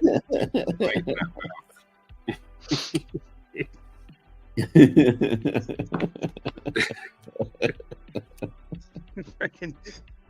Oh my gosh, New Mexico. Roswell, New Mexico. I did stink bomb his car, and you know what? Cue Ball paid me back, so me and him are even. But I never farted in his mouth, so Stevie's still on the wrong end of the stick. Uh-oh. But I kind of got all you guys at the very, very end when you left my house. Yeah, that made us even, but Stevie still farted in your mouth. Yeah, but was it your car or was it Stevie's truck that was at my house? Stevie's? Yeah, so he had to sit there and smell that in his vehicle. I'm sure that took some time to get out of his vehicle. I sprayed a shit ton of that stuff. That's good. It's so bad. So I sprayed it inside Maddie's bag where he had his clothes. Sometimes we play the video where I sprayed your truck. And I do tell everyone that I did it while you were being so kind to take us to get pizza. Yeah, I remember that. Yeah, that worked. Yeah, Stevie. Explain to Kathleen the music you like to listen to on road trips. Yeah, Cue Ball. See, he knows exactly what we're referring to. Ball, what do you like to jam to? Well, Tool. I like Tool a lot. Oh yeah, we know Tool. What's another genre that uses tools? Was it the 70s morn music? Yep. That was fun. Was it? 4 dudes riding a small truck, listening to 70s porn music. Was it fun? It was hilarious. I was laughing. Shane. Yeah, I'm sure Connecticut's probably doesn't have that much going on with knife makers, but I could be wrong. Could be wrong. Yeah. I mean, Connecticut's really great if you're looking for yuppies and you're looking for people who wear khakis a lot. But I don't know about knife makers. Well, plus it's a very anti-weapon state, so Yeah. We're not just supporting leave it at that. Yeah. Shane, we can't tell the difference when you spray Maddie with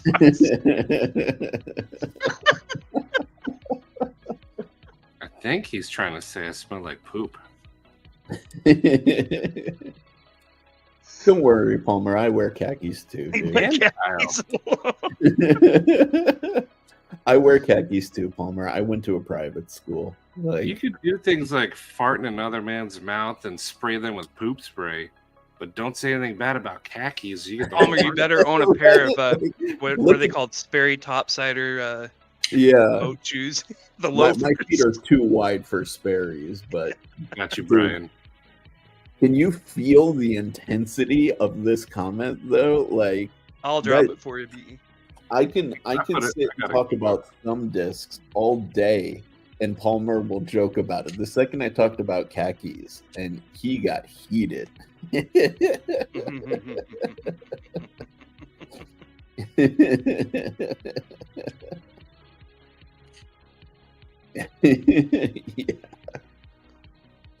Actually, I did because I got a scholarship to go. I tested well, and that was the only way that I could go. So, yeah, that's otherwise I would have never gone. But I got lucky. That really Not is a true does. story.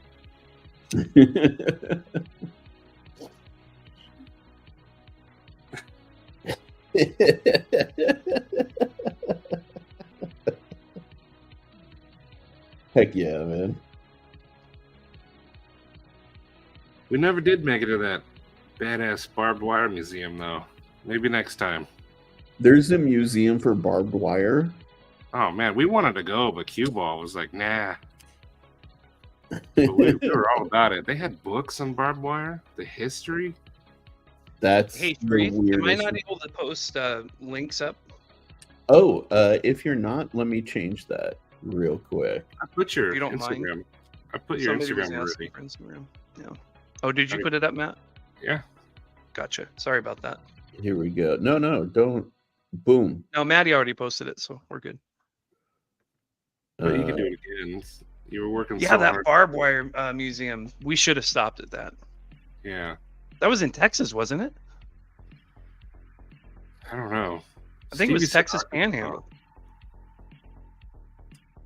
I It forgot. was on Yeah. our way to Oklahoma. Shane, that's what we were saying. Barbed wire. America is what it is because of barbed wire. We would have learned more about it. All right. Yeah, I Oh, corrected. no worries, man. I gave you mod status, so you're good. Palmer doesn't get mod status until he turns 18. How old is Palmer?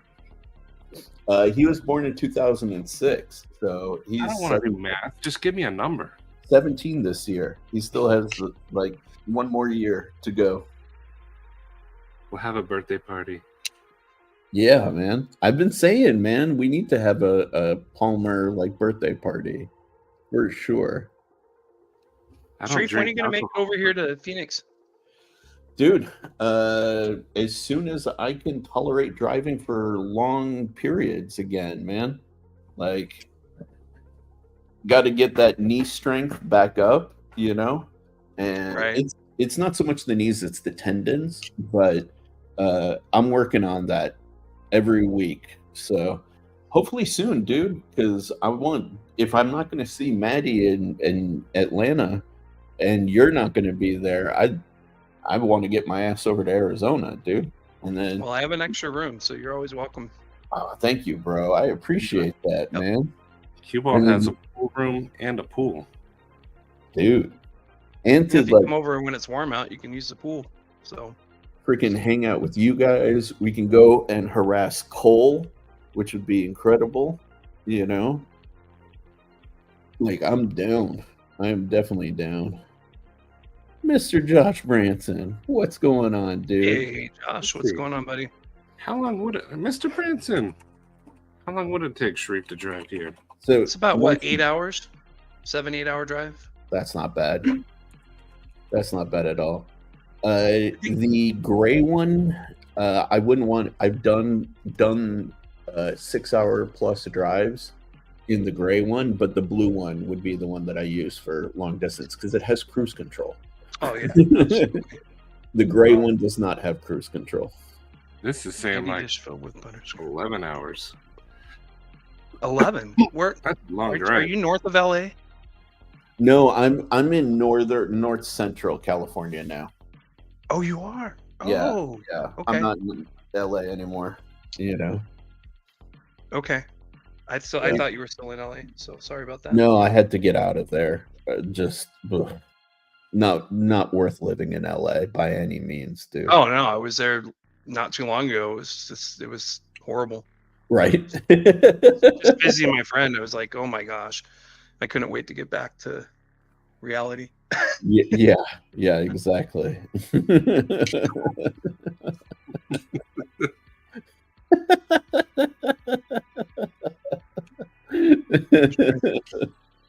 Freaking Cole. When you put it like that. Suba woo. Woobaroo. Welcome to the dark side. Welcome to the That's dark funny. side. So, Cubo, where do you work at now? I'm not working at the moment. Oh, dang. No. Where do you want to work? I've been helping take care of my dad and my mom and my grandmother because they've been just inundated with doctor's appointments and just trying to keep my mom calmed down. I mean, this is really, it's a tough time.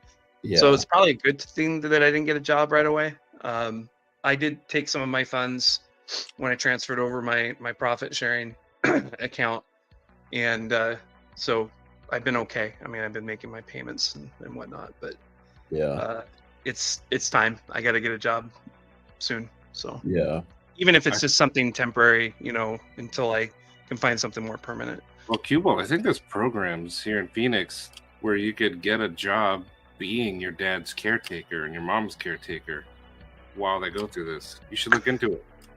Actually, it's funny that you mentioned that. That's a conversation that I'm having with my mom tomorrow. Oh, okay. Yeah. So, I mean, dude, if you're doing it anyway, might as well help pay your bills.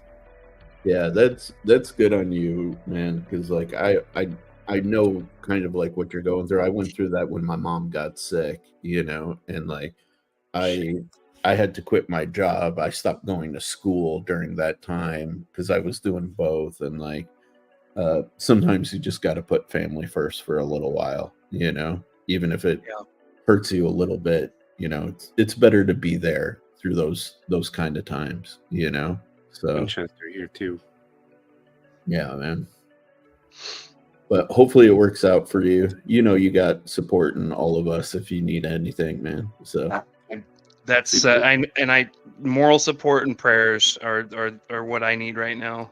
Seriously. I mean, money's not the issue. It's just just having friends that I can reach out to on occasion, and there's going to be times when I just need to get away from here. That's important for anybody that's going through life, right? I mean, you gotta have some escapes. So everybody goes through hard times. 100%. Yeah. It's about that you have there to help support. We talk a bit about that on Mental Health Mondays, that it's good to have support, and also sometimes you just need to take a break from things, and just get some normalcy, So, and like I said, you got support in us, so you're always covered there for sure. I appreciate that. Thank you. Yeah, man. Craig's trying to make the case that Connecticut is not that restrictive when it comes to knives. I think Arizona's laws. You can carry whatever, whenever, except in a school. Yeah. It's good to know, Craig. I'm wondering if our good friend Knife Rights Doug made some changes there and or influenced some change. Dude, Doug Ritter. We need Dougie to come and change some stuff in California, bro. Like, seriously. Just got done up in Washington State. Yeah? Nice, man. There was quite a few. I think there was 2 bills that were up for vote up in Washington State. One was to get rid of the ban on automatics. Dude, which is so ridiculous, man. Stupid. Yeah. Like, okay. Like, really? Kyle, good question. One pocket, no. I haven't been playing competitive pool in a couple years. I need to get back into it. But I don't want to get into it like I used to, because when I get into something, I go full, just all in, right? And I got to stop doing that. I need to find better balance in my life.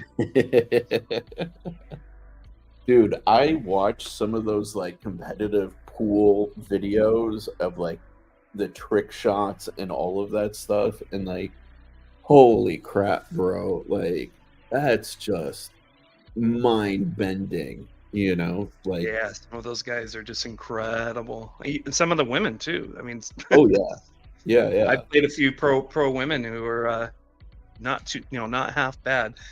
There's definitely a, not to be sexist or anything, but there is a pretty large gap between, you know, like the top female pro and the top male pro, you know, in the Yeah. world. But the gap is closing. You know, there's a lot more women involved in billiards now than there were, say, 20 years ago. So I mean, Yeah. it's a lot in popularity. Yeah, it was fairly rare like 20 years ago, or like the number were much smaller 20 years ago than they are now. Oh, it's insane. You go to a tournament now and they have the women's division, the mixed division, but a lot of times the women are playing in the men's tournaments. So and placing, doing really well. So yeah. That's incredible, man. That's awesome. That's just a lot of practice. That's all right? It is. Holy crap, man. Like I grew up with the house that we moved into, like our first house, came with a pool table because it was so big and like complicated. The people who lived there before us didn't want to bother like trying to move it because it was like one of those OG ones with the slate, like tops. 3-piece slate, the inch thick. Yep. Yeah, it was one of those, and they like. I still to this day I don't even know how they got it into the basement. They must have taken it in pieces. That's how they do it. Yeah. It's the only way I could figure it. That's how we brought my table in. Was just in pieces. Yeah, right. And then you assemble it at the location. But dude, like as much as I played on it, I never developed all of like the different techniques of like exactly what results you wanted to get from hitting it in different positions, the cue ball and stuff like that. Well, yeah, I mean that's.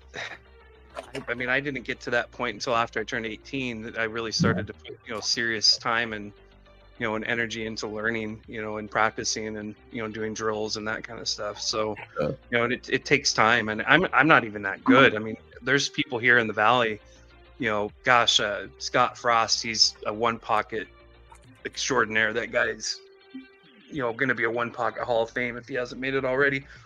And that guy's just incredible, to watch. But we have players like him, all over the place. Dang. And there's the guy that won. One of my friends won the US 9 ball, and he's also a straight full player. He broke Willie Mosconi's record, which I think it was at 406 or 424 balls, I think is what it was at, and he broke it by 100. And then a year later, a guy from Europe, I think he's from Scotland, Jason Shaw, broke it, and he got like 711 consecutive balls without a miss. That's crazy. Absolutely crazy. Jesus Christ. Yeah. That's ridiculous. That's ridiculous. And it's not. Oh, it's 526. So it was beat by 100 balls, and then a year after it was beaten. So because it's John Schmidt who beat it, and he actually made trips. He stayed here at the house for about a week, and then he did some lessons here at the house and played some money games. Went to a tournament and then came back to Phoenix and stayed like in a mobile home park at an RV for like 3 weeks. He was here playing, and I got to go and watch and have dinner and whatnot with him and his wife at the time. But he ended up actually beating it in California, and the record was over 60 years. So it was a long record. So, man. Now people are finally getting your name in the reference. Oh, they're finally figuring that out. I love it. I've had Cue Ball 981 since I think I was around 21, since college. Yeah, I've had that. Yeah, Cue Ball 981 has been with me because it stands for 9 ball, 8 ball, and 1 pocket. Those are my the 3 games that I played the most. I like straight pool too, but it just didn't make sense to add 15.1 at the end. So that's cool, man. Kyle was saying that he used to run around with Corey Duell. Oh, yeah, Corey Jewell. Yeah. Yeah, I think he lives in Florida now, actually. So, and maybe Barstow as well. But dude, I'm convinced. Kyle, I bet you'd probably kick the shit out of me. I'm convinced like Kyle Kunal has had like a crazy life. He used to be a golf pro. He used to, play competitive pool, it seems, as well, or billiards, right? All I can tell about Kyle is that he sharpens knives, he's a bit of a troll, and he plays a lot of games that involve balls.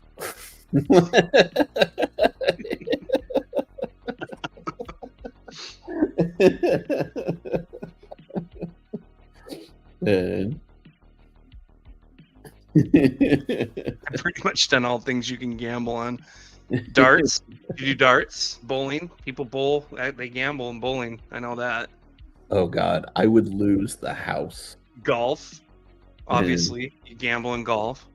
Usually skins game, that type of thing. So that's funny. And then I got into knives. Like, what the heck? How did I go from cool knives? Dude, I'm telling you, Q-Ball, I've been telling everybody, like, it's so funny.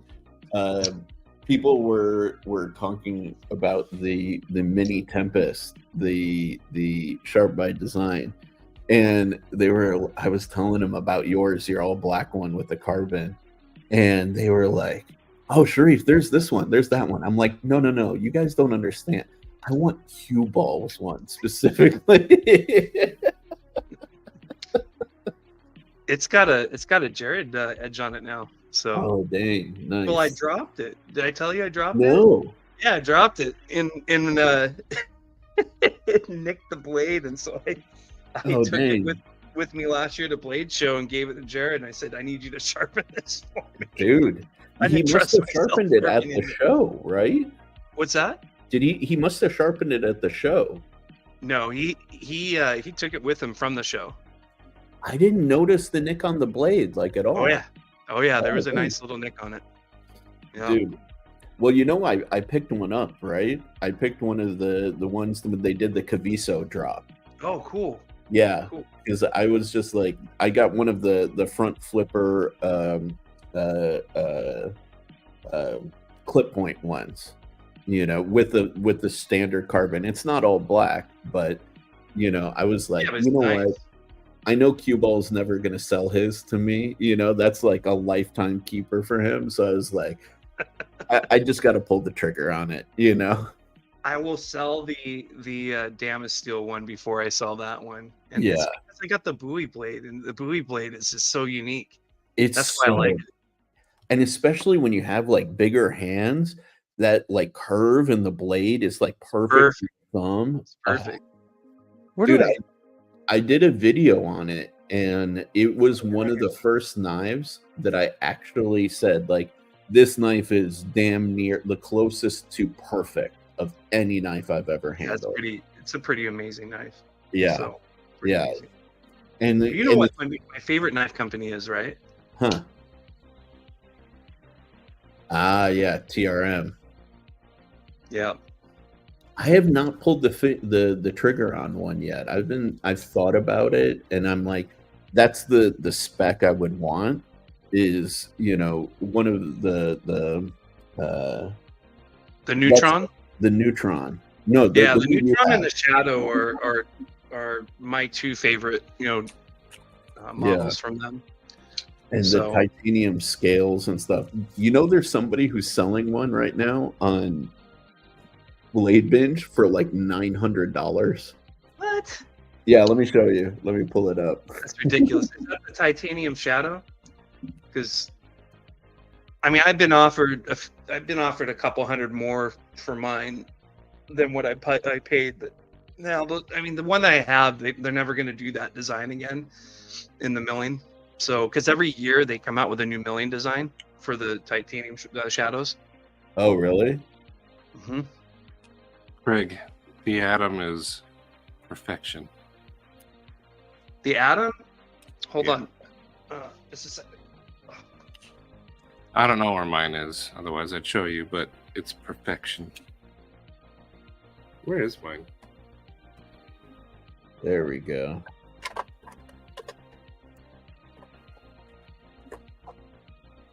Yeah, this thing is ridiculous.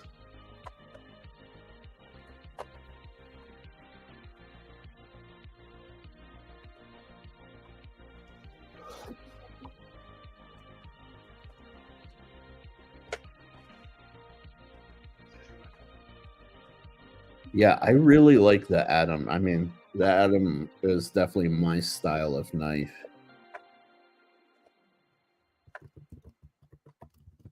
Mine's gone. Gone forever. Disappeared forever and ever. It's gone.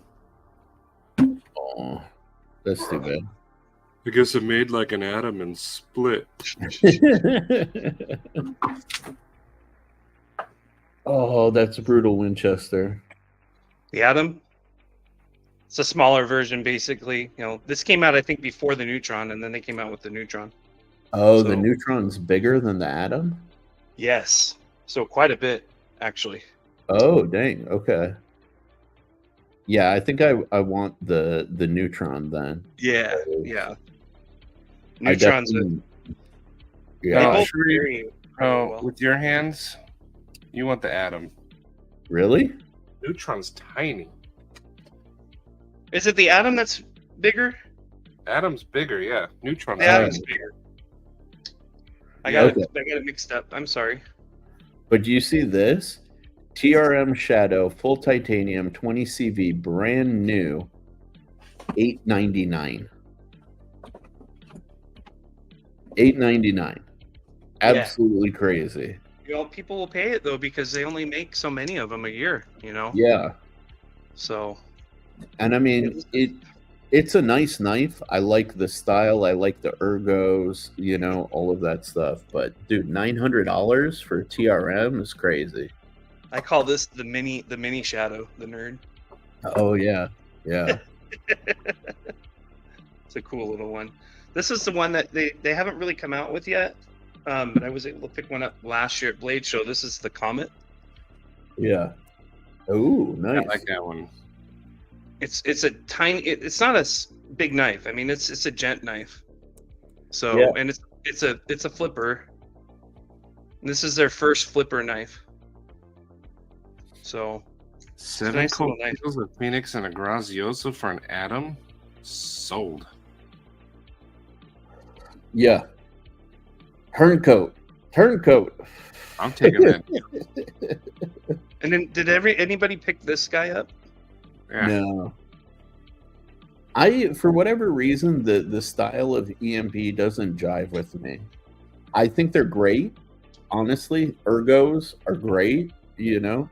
Just aesthetically, it's more of a vibe for me, you know. Well, I might be selling this guy, and this is number 1 off the line. So Oh, dang.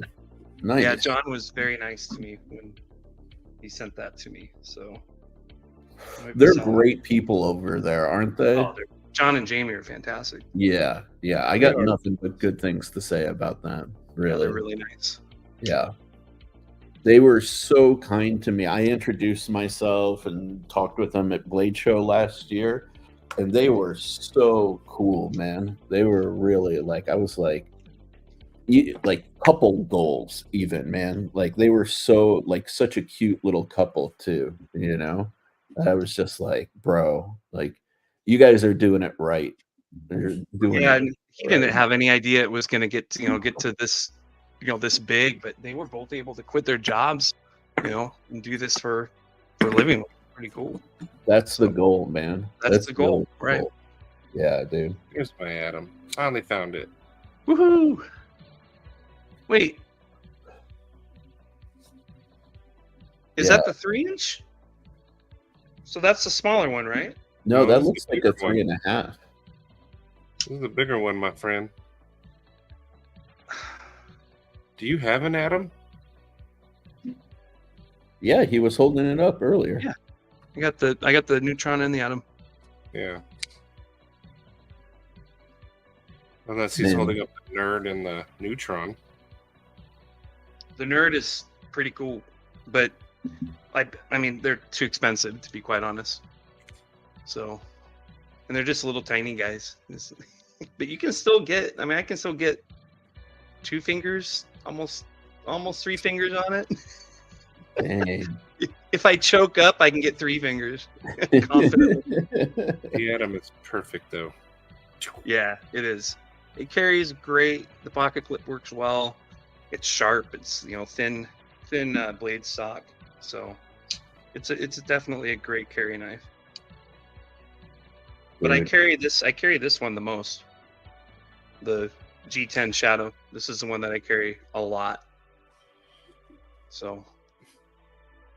And I'll tell you, the one that's really been getting under my skin recently has been that Luft RWB, man.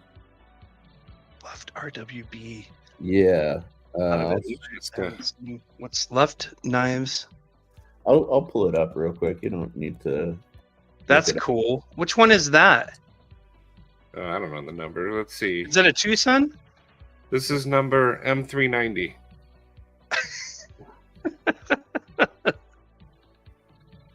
I forgot the number of it, but yeah. Oh, this is the one with the hidden pivot. Yeah. Ooh, This guy's been getting under my skin lately. Every time I see it, I think about it like heavily. And especially with that milling in there, like, I don't know, man. It's futuristic looking in a way. Yeah, I don't know. Like, here's the thing. I hate this pivot shape.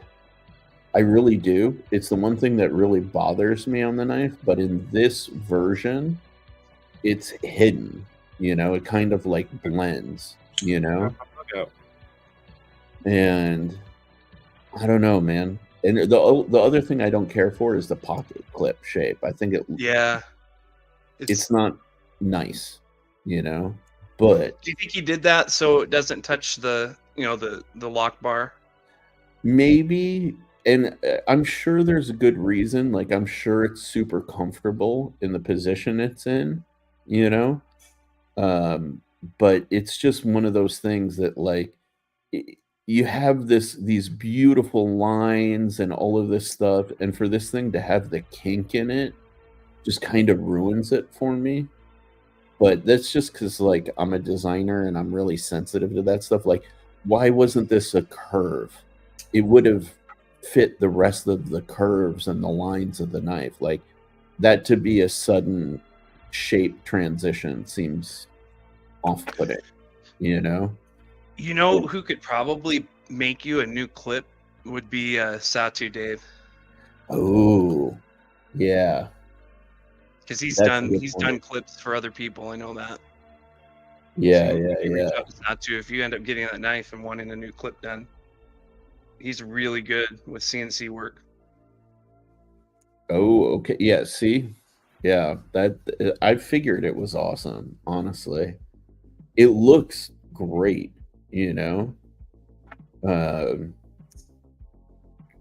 I don't know, but I think it is. I know they're moving towards made in the USA. You have good taste, Brian. That was designed by Tashi Barusha, and Tashi is a god amongst men.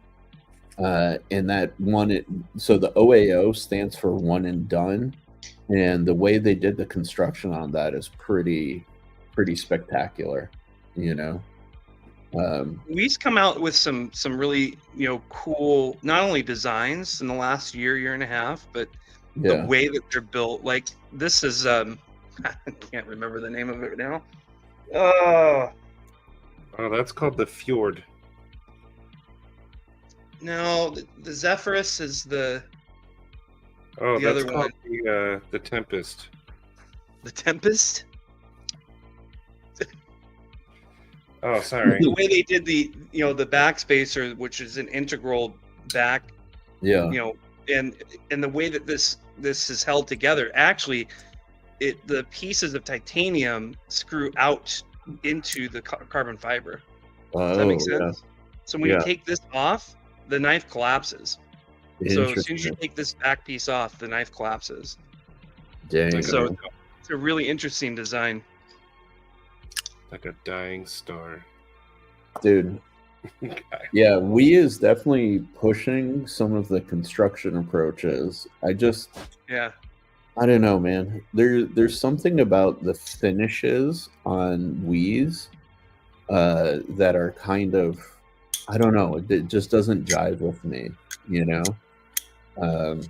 I wish they would break away from their like stonewashy kind of weird finish that they do. For whatever reason, you know, and do more like anodization or just just even like give me like for some reason their stonewash is like I'll show you. It's like oddly dark compared to other knives, you know, and of course I gotta show off from my boy Gustavo Cecchini. Where is, oh god, it was the Wii Solid, that's right. So this is like, I have one of every Gustavo Cecchini knife like ever sold, like production wise, and there's something just about the finishes that they do that is like a little off-putting, you know, like this stone-washed blue. Like, why not just make that like polished, right? Polish anodization, yeah, or just like a bead blast. And then they started doing that, you know, which is cool. But then they upcharge it by like $25. So like they actually just dropped the prices on these. But you can see right here, these are $450. These are like $433. You can find them a lot of times even at like $425, like this one, you know? So why the upcharge for this finish? Like, and especially $25. That's not like a small increase, you know? Right. So like I'll probably pick up this one at one point in time because like I love Gustavo's work, you know, and this has got the next generation version of his opening tab that he designed. So like I have his original knife with this unique opening mechanism. It's called the SLT, spring-loaded tab. It's completely unique. But this is like an updated version, which is really cool, you know? So we'll see, you know? Grind on that knife is just insane. Yeah, dude. All of GTC's stuff is like crazy ground. Yeah, it's a lot of work. Yeah. Yeah. Yeah, Palmer, like GTC's designs are not for everybody by any means, actually. You know, the thing with GTC, or why GTC appeals to me, is because if you look at his work, he looks like he's heavily influenced by some of the sort of like modern futurist architects. There's damn it, there's one lady in particular that I used to know, not her, but I used to know her work really well. She unfortunately passed a few years ago, but he looks heavily influenced by her, by like a bunch of other architects. And what's crazy is that the ergos still work, which is like unbelievable, you know? So I've felt a few of his designs. It doesn't speak to me as much as like it does with you, but yeah. Maddie started it with the flashlight, but Yeah. I'm afraid I'm going to ruin my camera if I shine this guy. Nice. I don't disagree with you, Kyle. Don't disagree. Oh, too funny. Hey, Maddie, what new knives have you gotten besides obviously the Kaimano? Gosh, I don't know why it. There's even I've been on a where I used to live, Sherif, north of Marysville, Washington, Camano Island. I don't know if you've ever heard of it. Yeah. So, but that's obviously not what Kaimano means. But yeah. What did you get, Maddie? I got this guy. Ooh, they're blowing out the Graziosos for 110. I may need to pick up an extra one. What is that? Lex Rex Customs. Ooh. This was a gift. It's pretty cool. Yeah. Is that sharpened on the crown as well? Yeah, 3 sharpened edges. Spine of the blade? Yep. Wow. And what kind of wood is that? Burl and burl and a dyed. I can't remember actually. Is it Cocobolo? No. Ironwood? That's beautiful.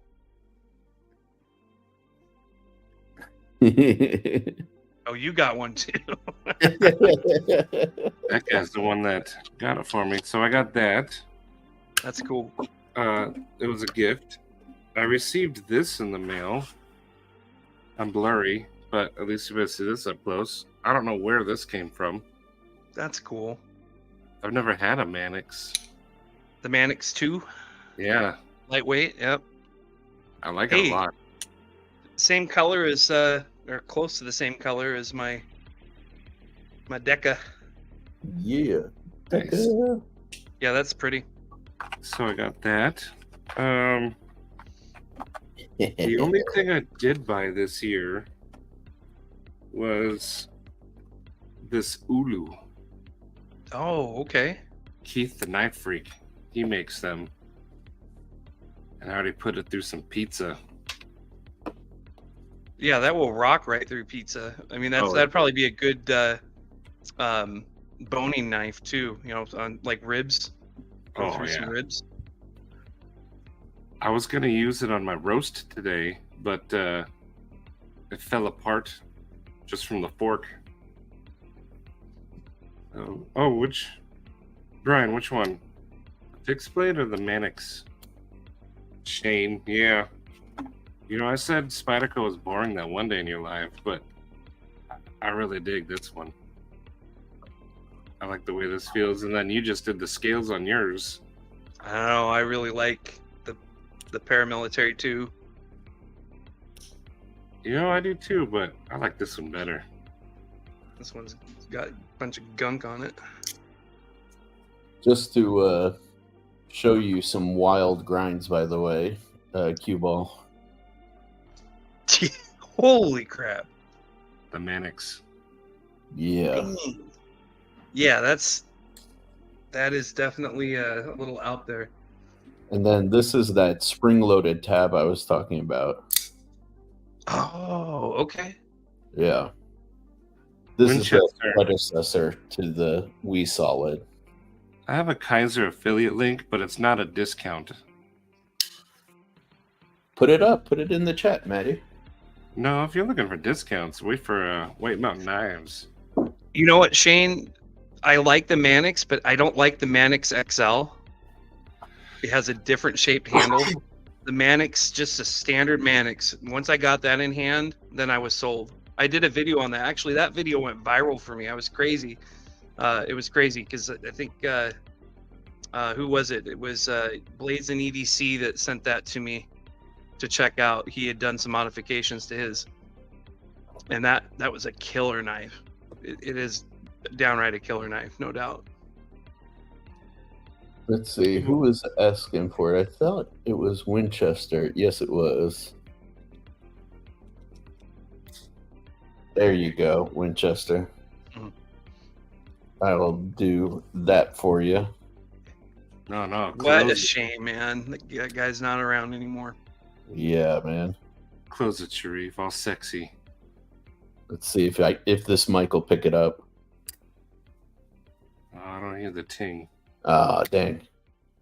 I gotta plug in my big mic for it, but yeah. This thing is surprisingly comfortable in every grip. Palmer, get the Mannix. That's my favorite Spyderco. Well, no, don't listen to me, but get the one you like. But the Mannix is very comfortable. Oh yeah. Yeah, it is a comfortable knife. It's a comfortable knife. Shaman for me is another one that's comfortable. I haven't had one of those, but I have the PM3, Para 2. That Mannix, those. I still don't know who it came from. Good night, twang thing.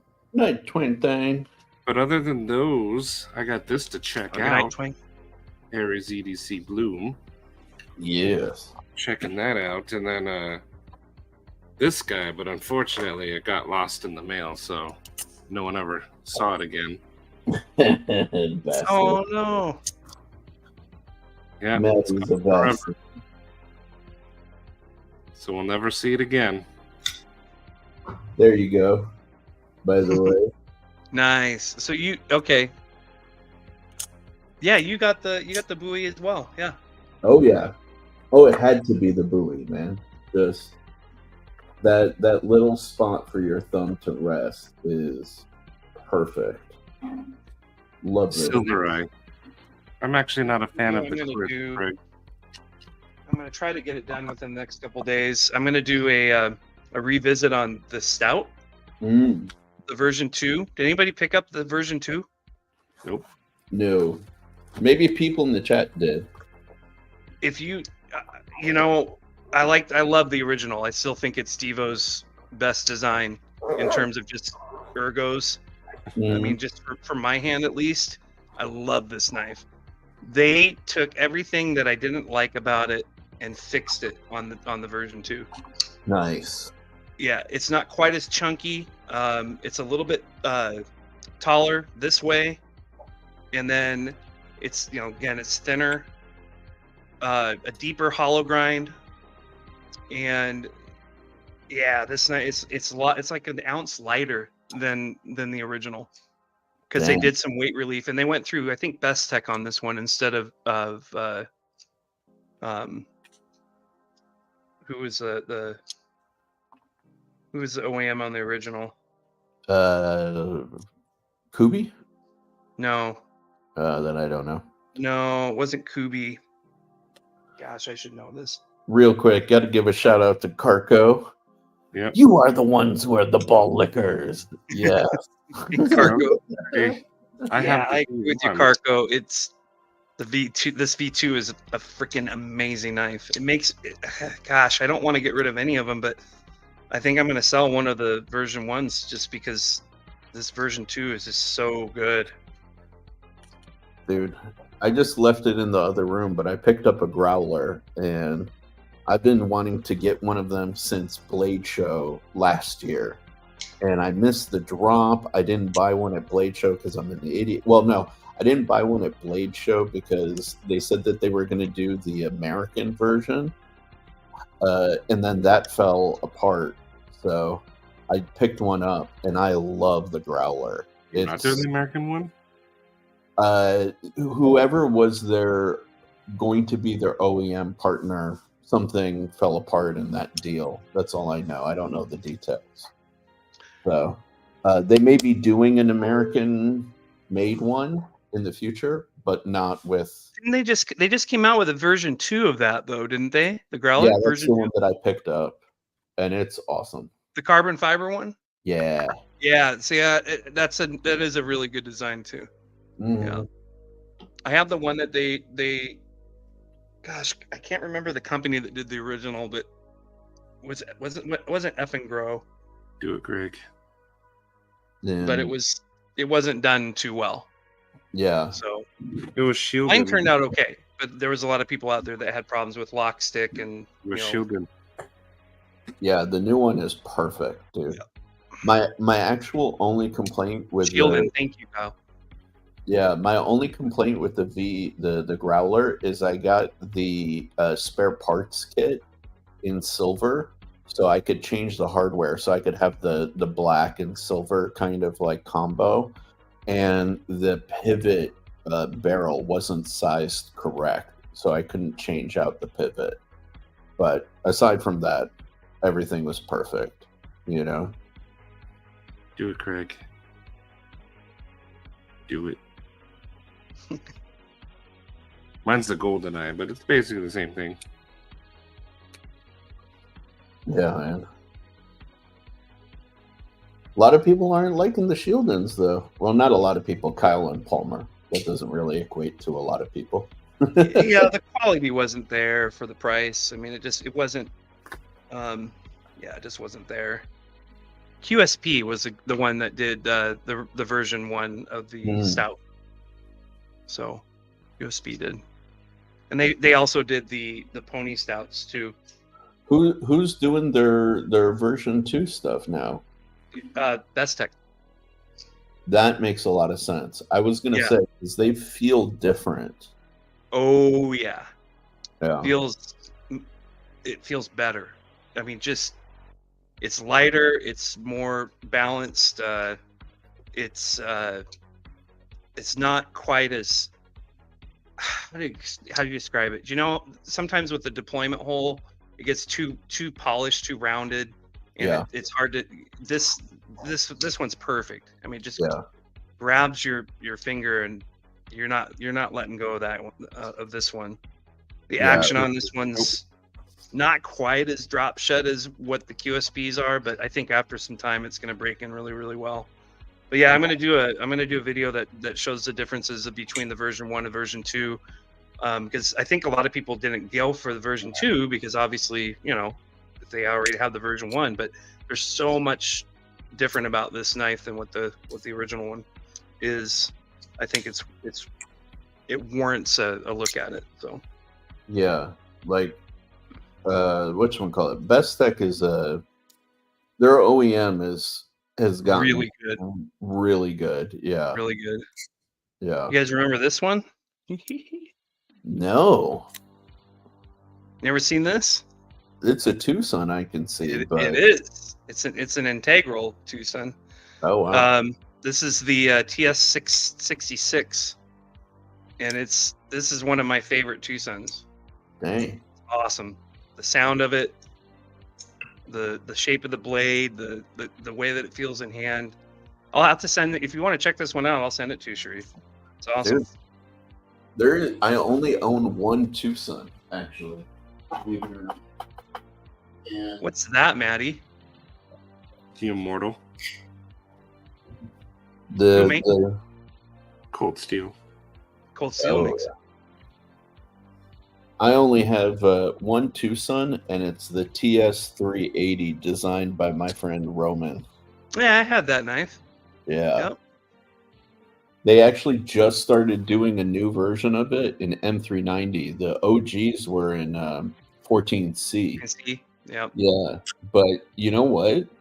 I kind of prefer it in 14C because I know I can beat the crap out of it, and I can use it with abandon without risking damaging it, Right. So, Carco's asking you to hold up the V2 again. Let me bigify you for Carco the man here. There you go. Reef, I can still see you picking your nose. You mean like this, Maddie? Like that? I don't know if I can get. I got the V1 because of Carco. He gave me one. Yeah, and it's got the they did some milling on the bolsters too, which is really cool. And then of course the pivot collar, the anodized pivot collar, it's just a more polished knife. Yeah. It's nice, dude. And they added jimping up here, which it really needed, because the spine of the blade, it was just too smooth on the first one. So. Oh yeah. Yep. That's nice, man. Nice to see them evolve the design, you know? Yeah, I think Colin and Kevin are going to do that with probably most of their models, you know. I'm sure they'll come out with new ones too, but they're always looking to, you know, they listen to the customer, you know, they listen to people's feedback. Yeah. What didn't you like about the you know, that design, and what can we do to improve it? So that's an interesting, because they want to, you know, cash grab. I mean, obviously they want to make money. They're in business, right? I mean, that's the whole point of being in business.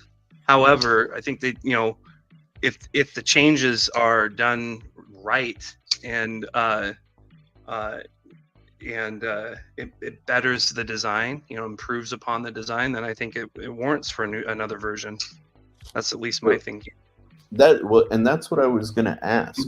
Like that's something that I've been discussing with Drew from Smoky Mountain Knife Works. Is like, as like an artisanal maker, right? Is it better to establish like a series of knives that you bring out repeatedly? Or is it better to do one and done runs where like you've perfected the design? You know, you've put in like the extra work to kind of like catch those little things sooner and then do them as single run exclusives. I think a good example of that is the Spyderco buoy. You know, the Schliss buoy. Yeah. Because they just came out with the new edition of that, and it Right. has a lock bar insert now, which it didn't have on, you know, the previous two editions. And that's a knife that is desirable, you know, and a lot of people can't get it, or weren't able to get the first edition, weren't able to get the second edition. So the fact that they're willing to, you know, every so often release, even if it's a small batch, gives people an opportunity, because those things freaking sell for like double, triple the amount on the it's ridiculous. I Absolutely saw one going for like over $1,000, which is nuts, you know. But yeah, it's an interesting question, because like I've always said with the Kaimano, it's one and done, right? So like you get one of the 300 and that's it. That's it. Yeah, like I'll never release the knife again because I want it to be special, right? But an alternative thought process would be, okay, if I did another run of Kaimanos, right, they wouldn't be numbered. So the people who got the numbered ones have that exclusivity. It's a first batch run, you know. Or how about this? You come out with a staple, a couple different, you know, knife designs that are staples for your brand, that you can, you know, continue to come out with different materials, you know, maybe different features like contoured, you know, handles versus flat handles versus, you know, that's kind of like what TRM does with the you know, the Neutron and the Atom, right? Yeah. But then they have their Shadow that every year, you know, they come out with a brand new milling pattern on the Shadow, you know, and that's but then maybe you come out with, you know, designs like the Kaimano that are you know, that are unique, and that's kind of like your specialty knife, or your, you know, I don't know what you would call it, collector's edition, you know. I don't know. I mean, I think a combination would be, you know, would be really good. So I don't know if you've seen my I ordered a couple of prototypes from Riot Q-Ball of knives that I'm exploring releasing later on this year. And it's kind of funny because I was thinking along the lines of what you were talking about. So this is one of them. This is kind of like the Grazioso evolved, you know, taken to just a whole different level of like fit and finish and stuff like that.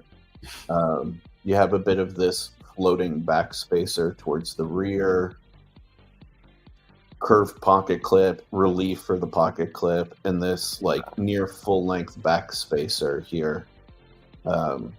So I ordered that. Gonna check that out, see how I like it. And then this one, which I'm even a little bit more excited about, is this guy. Yeah. Fully contoured handles, stonewashed blade, or stonewashed handles, clip point blade, and just clean lines all the way through, you know? So this one, I like that one a lot. Yeah. And this one is really what inspired me to do the dual pivot system, because like something like this, I would like to run on washers, for example. I think this would be an awesome candidate for washers. Whereas this is more of a bearing knife, for sure. Right. But this on the other knife, when you show your second knife really quick. Yeah. That one, to me, that would be like, I wouldn't mind putting that knife to work, like really using that knife, right? It's going to get beat up and banged up. It's kind of like the reason why I bought this version of the Shadow, because I would much rather beat this guy up than I would, the titanium version. So, but even though it's a freaking awesome knife and it's beautiful and whatnot, this is a user for me, right? And I would like to have more users in my collection. That's the thing. That's one of the reasons I'm actually debating. If I were to run this, I may run this in Magna Cut over, let's say, like M390, because it would be much more of like a user kind of option, Well, even if we were to do it in why can't I think right now? Oh. So 134 cm. 154. 154 cm. Yeah, even I'm sorry, 154 cm. That would be a good user steal. So this guy is definitely planned to be premium. Like I'm already like, that's kind of the agenda for I can see that becoming a budget knife that you could release too. The same design. So, I actually, funny you mentioned that, but real quick, I'll get to that. This guy may get redesigned to have contoured handles and to hide this milling in the future. I'm waiting to see it in person, but I keep looking at it and I'm like, it maybe feels a little too mechanical. Like, I like the fact that the show side doesn't have any hardware like exposed at all. It looks really clean. But then the lock side kind of looks a little busy in comparison. If you were able to do inside, for the lock bar cuts, I think that would be better if those could be internal versus external. Yeah, I'm leaning that way too. So we'll see. It would definitely streamline it, more on that side. The show side though is really good. This one right here though, I freaking love this knife. That's a cool design. So they're both good, but this is the one that I would prefer. Yeah, 100%. Both of these, the prototypes will be shipped to me at the end of this month. So I'll actually have them in hand. Cool. Now on the budget knife front, actually, this is something I've been working towards for that. Actually, yeah, there we go. We're kind of seeing it. So this is an evolution of this design right there. Okay. So I'm thinking about doing this as like a everyday carry, like affordable knife. I would do it in something like 154 or something like that. The unique thing about this knife is it's a small knife that guys with our hand size can carry and do so comfortably, So, and it's just some trickery with like, moving the forward finger choil like forward and stuff like that. And it allows you to get a different kind of like purchase, you know? Right. So, And I think that's why I like, like this one. That's why I like even like the the pony stout, because even for a big hand like mine, I right. fit right into this knife. I mean, this is a great pocket knife. It's just a Yeah. great knife to carry around. Yeah, exactly. And like, I like knives in that concept. I need the pokey stabby tip. Of course. You know me. I'm a pokey stabby kind of guy. And, Shane, if Shane's still on, Shane, I remember when you picked one of these up, I think at Blade Show last year. oh yeah. I think it was Shane that picked one of these up. I know Grumpy Grump picked one of these up. I didn't pick mine up at Blade Show, but I have since gotten to American Blade Works knives, and I love them. The Model 1 is awesome. Both of mine are Model 1s. One's the drop point, and one is the Warncliffe. It's one of the only Warncliffes I own, actually. I made the exception for American Blade Works because I love their stuff. And It's just a one-man operation, pretty much. which is nuts, dude. Yeah, absolutely. So his wife and him, and that's it. No. Yeah, very true. Very true. I do have a problem with the pivot backing out on the Model 1, though, and I'm going to have to get some Loctite. Yeah, I was going to say, I've started to use Permatex Blue. Okay.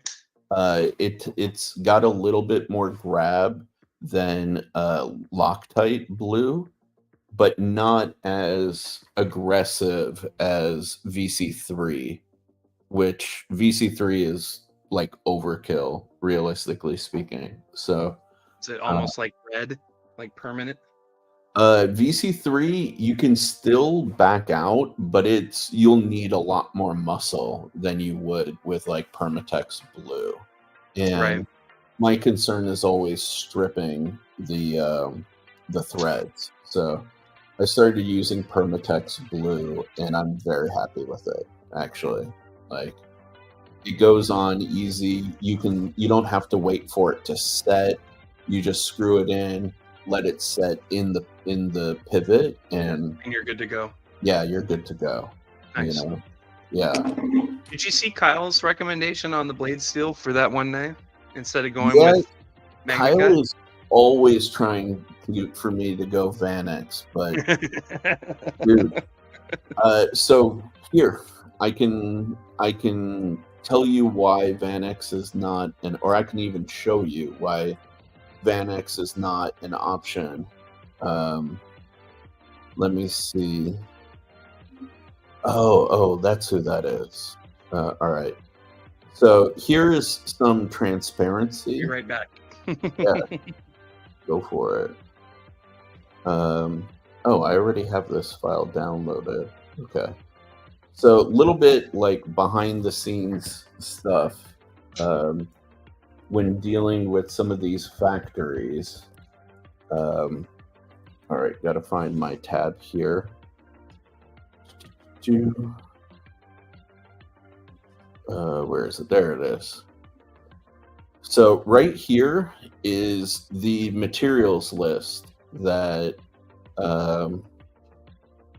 Riot has provided me with. This is what they can do in-house.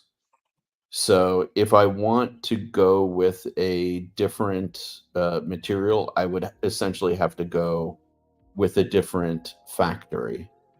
But these are all the handle materials, all the handle finishes, the blade steel options that they have on hand, and then the blade finish. This one I'm very curious about, Frost Satin. I don't know what that looks like.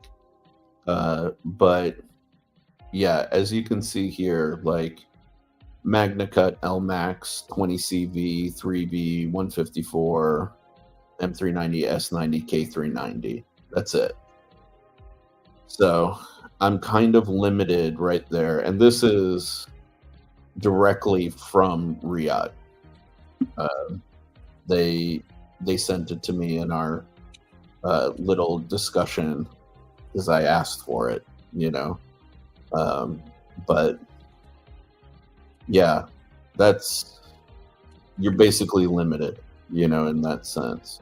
So I'll leave this up for Q-Ball to take a look. But yeah, Kyle, absolutely, I'm down to chat if you got any info from me, you know. Maddie, how you doing? You starting to get tired? We're getting close to pumpkin time. I am tired, but Yeah.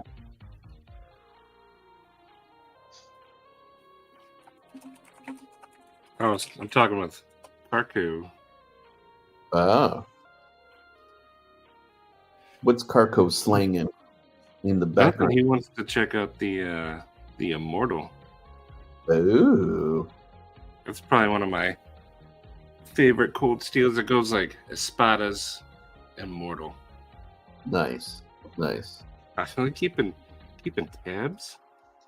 Oh, these two were talking a bunch. I'm not going to interrupt. Yeah. So for those of you who are still alive and kicking in the chat, like, what do you think of this list? Like, very few people get to see this kind of stuff who are not knife makers, but I like to share this stuff with the community so they can kind of see what's out there. What is frost satin? That's what I'm curious about. I have no idea what that is. I'm going to Google it. Riyadh with frost satin.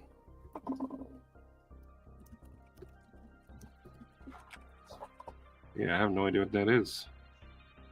Yeah, right? And that says, yeah, that's blade finish. Okay. Yeah. Huh. You look up frost and you just see like the carbon fiber. Wait, here we go.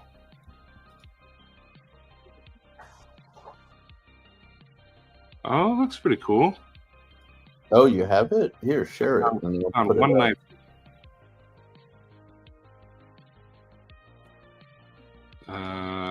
Present. Here you go. Share screen. Okay. It's not a bad finish. I wonder how it would stand up to use. I don't know.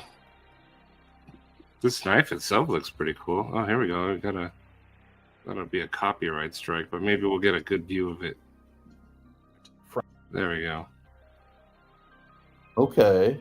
Maybe there we go. Now you can see. That's It kind of looks like just a lightly sandblasted satin. I don't know. Yeah, yeah. That's a hand satin. Looks like a hand rub satin on that. But it's called frost satin. That's a tiny knife, though. Very easy to act. So what I was just showing everybody, Q-Ball, was this. This is Riyadh Knives material list.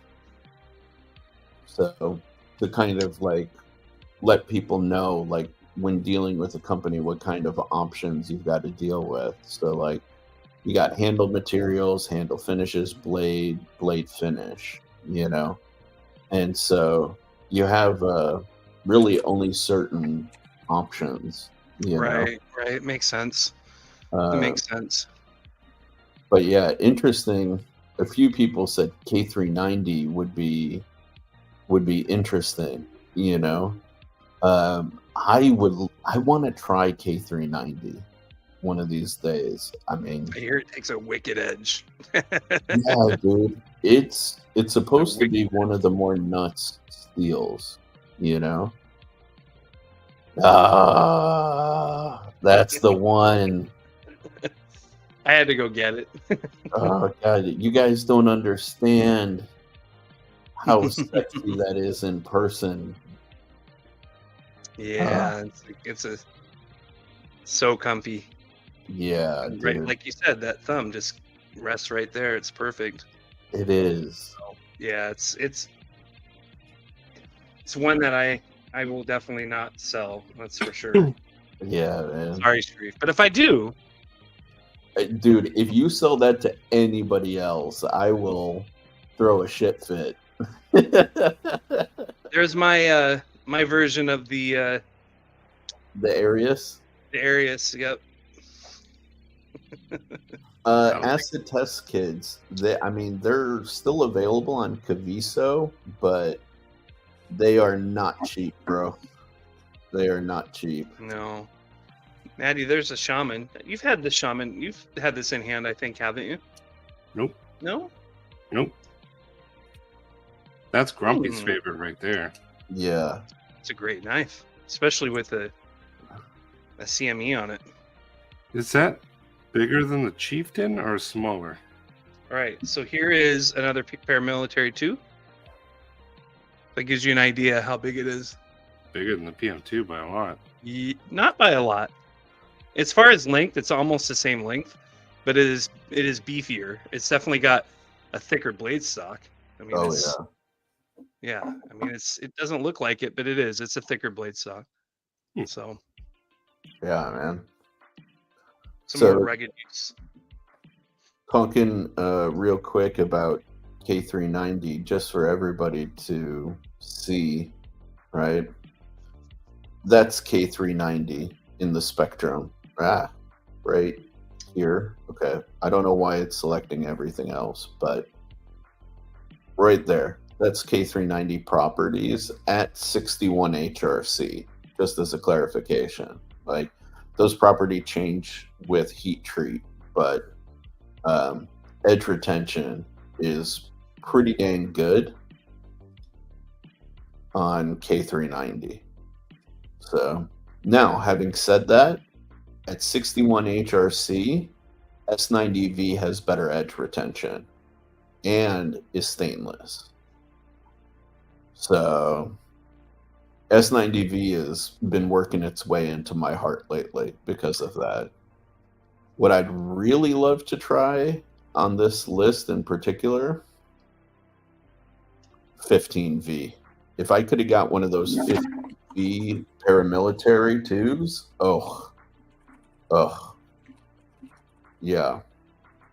yeah, that's why I clarified this chart's only at 61 HRC, you know, and the properties definitely do change, you know, but it's good to look at knives like at a set HRC for sure, you know, because not everybody can heat treat it to its ideal levels, you know. In a mass quantity, mass Yeah. production. Yeah, exactly. It's very expensive. Yeah, that's one of my hesitations with specking MagnaCut, because MagnaCut really needs to be at like 63.5. 63 and up, yeah. Yeah, and like I don't know many factories that can do that justice, you know. Oh, you lucky boy, man. Mannix at 15V. Woo! Wow. Yeah. Yeah. K390 is a badass steel though. And like, dude, seeing K390 patinaed is hot. So sexy. Super duper sexy. Here's a knife I haven't shown in a while. Ooh, yes. Does anybody know what this is? Is that a Burno? See if I can get it to focus. This webcam wants to focus on my face, not on a knife. This is a gosh, I can't even say it. 3-leg dog knives out of South Africa. Oh yeah. It Yeah. has that South African vibe to it. It does, yeah. T5 on the screws. I think it's a T6 pivot, but that's what they use because they can't get the hardware like we can here. That's one of the reasons. That's what, yeah, they have to use what hardware is available. But I'll tell you what, the action on this knife and just the way that it feels is, yeah, it's definitely one of my top 3 in my collection. Heck yeah, man. Yeah, Maddie, you haven't seen this yet because this is what I bought last year at Blade Show. Nope. Yeah, that's Yeah, Cool, though. it's awesome. Yeah, it's an awesome knife. This is a resin actually by Voodoo Resin. It's called Pumpkinhead. ooh, And he did 3 knives with that resin, and that was it. nice. Good head, huh? Yeah, we need to start looking at new materials, Hmm. like a lot more. There is definitely a lot of cool stuff out there, even beyond like fat carbon and stuff like that. Like I was telling Maddie about this stuff that I really would like to try. It's this dude, and I know him from Etsy, but where is it? There it is. This guy makes carbon that glows. What? Yeah, yeah. It's really, Wow, that's really different. sick. That's really different.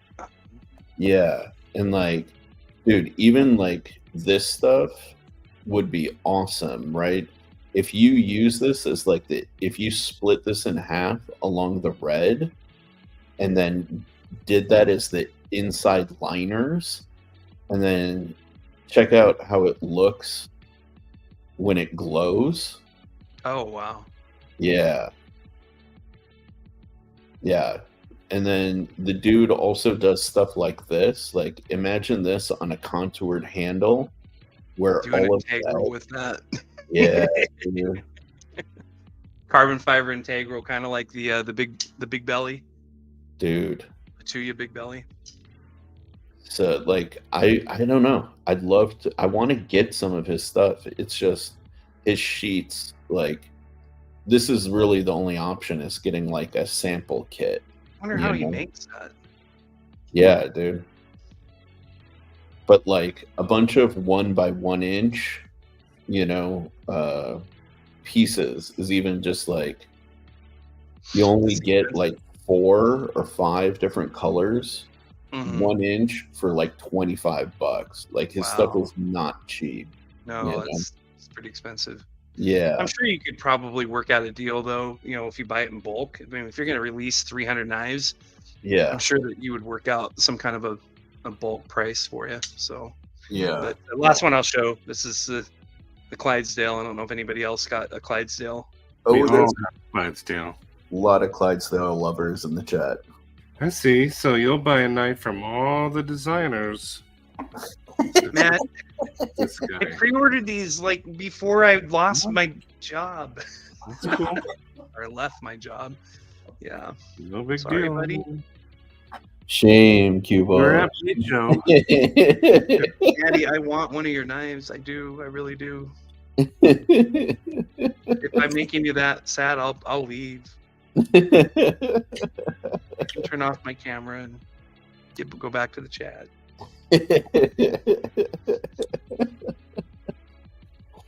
Let me get a job first. All right. I need to work. Glowing Oreos. Now you have my attention. Glowing Oreos. The pale little one. The little one. Oh can't man. afford it because you.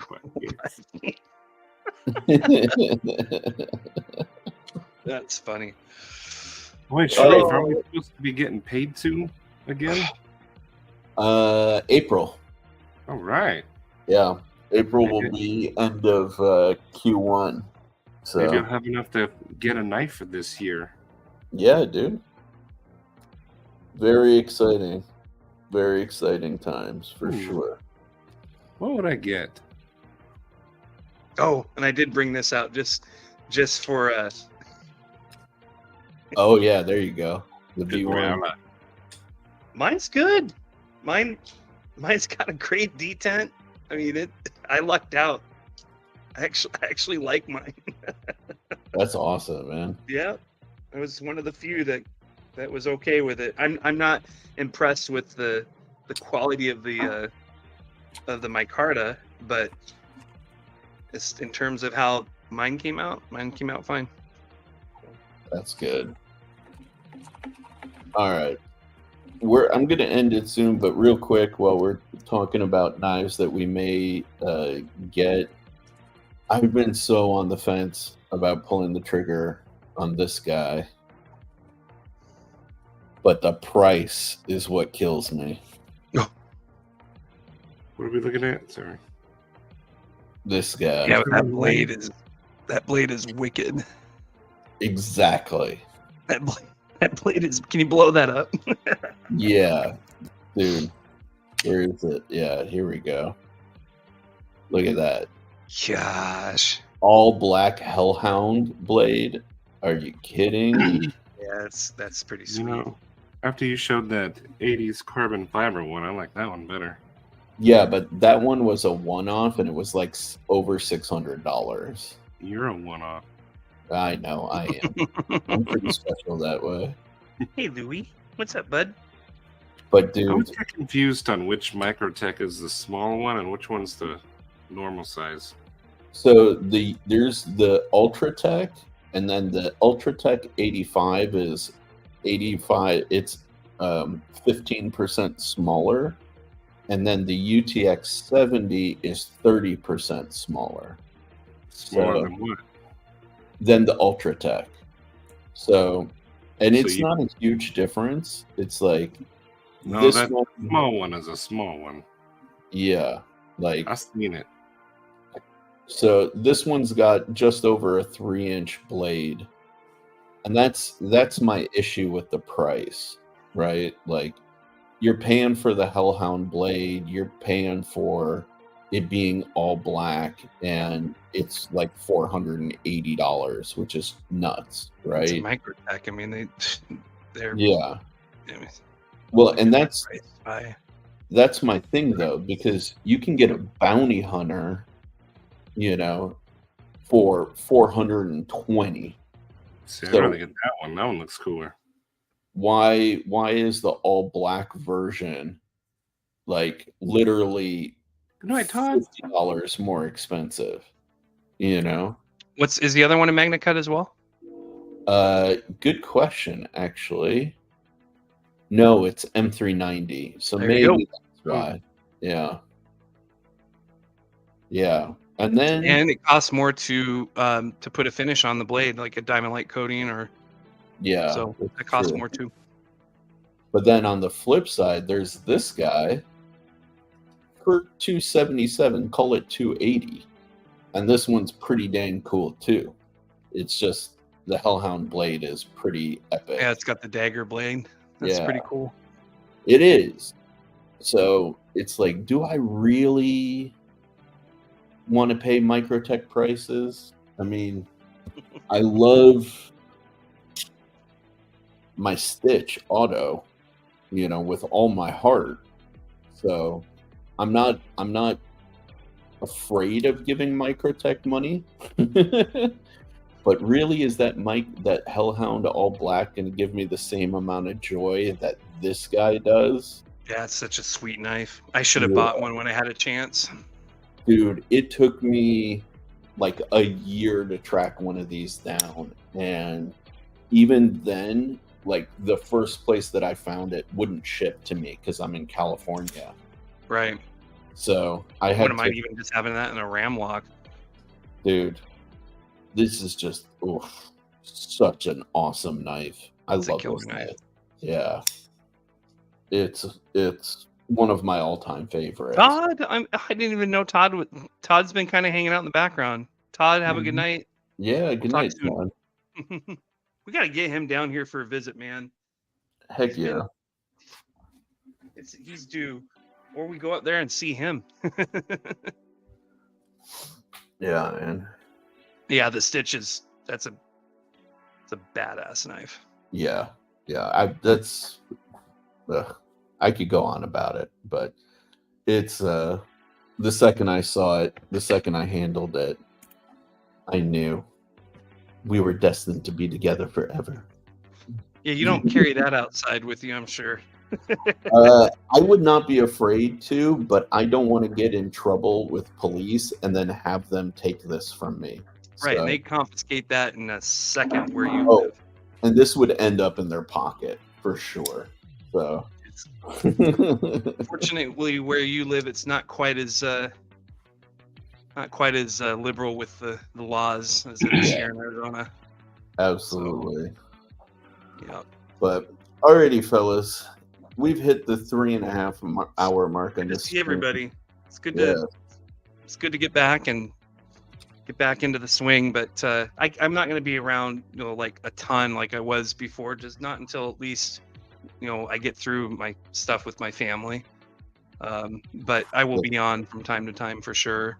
So You've always got a Miss place you guys. here whenever you want to join Q-Ball. So Yeah. I miss everybody. So always welcome. Always welcome. Appreciate Maddie, Good night, everybody. thank you for joining. Always love having miss your satisfaction on the live streams. Maddie, I'm gonna call you. You better pick up your phone. Right now, I'm going to bed. Not tonight. Oh, Within the next few days. So what time are you normally off? Around 3:34? I'm off this week. You are. Woo. Well, maybe I'll give you a call tomorrow. I got to go take care of my dad tomorrow for a few hours, so maybe I'll call you while I'm there. Okay. Yeah. So, want to talk to you about the trip south. So Yeah. Alrighty, fellas. Cool. Thank you all for being guys. here. Have a Thank good one. you to everybody in the chat. Love you thanks, guys. Crispy Critter. I appreciate that. Good night, everybody. Big hearts to everybody. Big hearts. Good night. Take care, all. Night.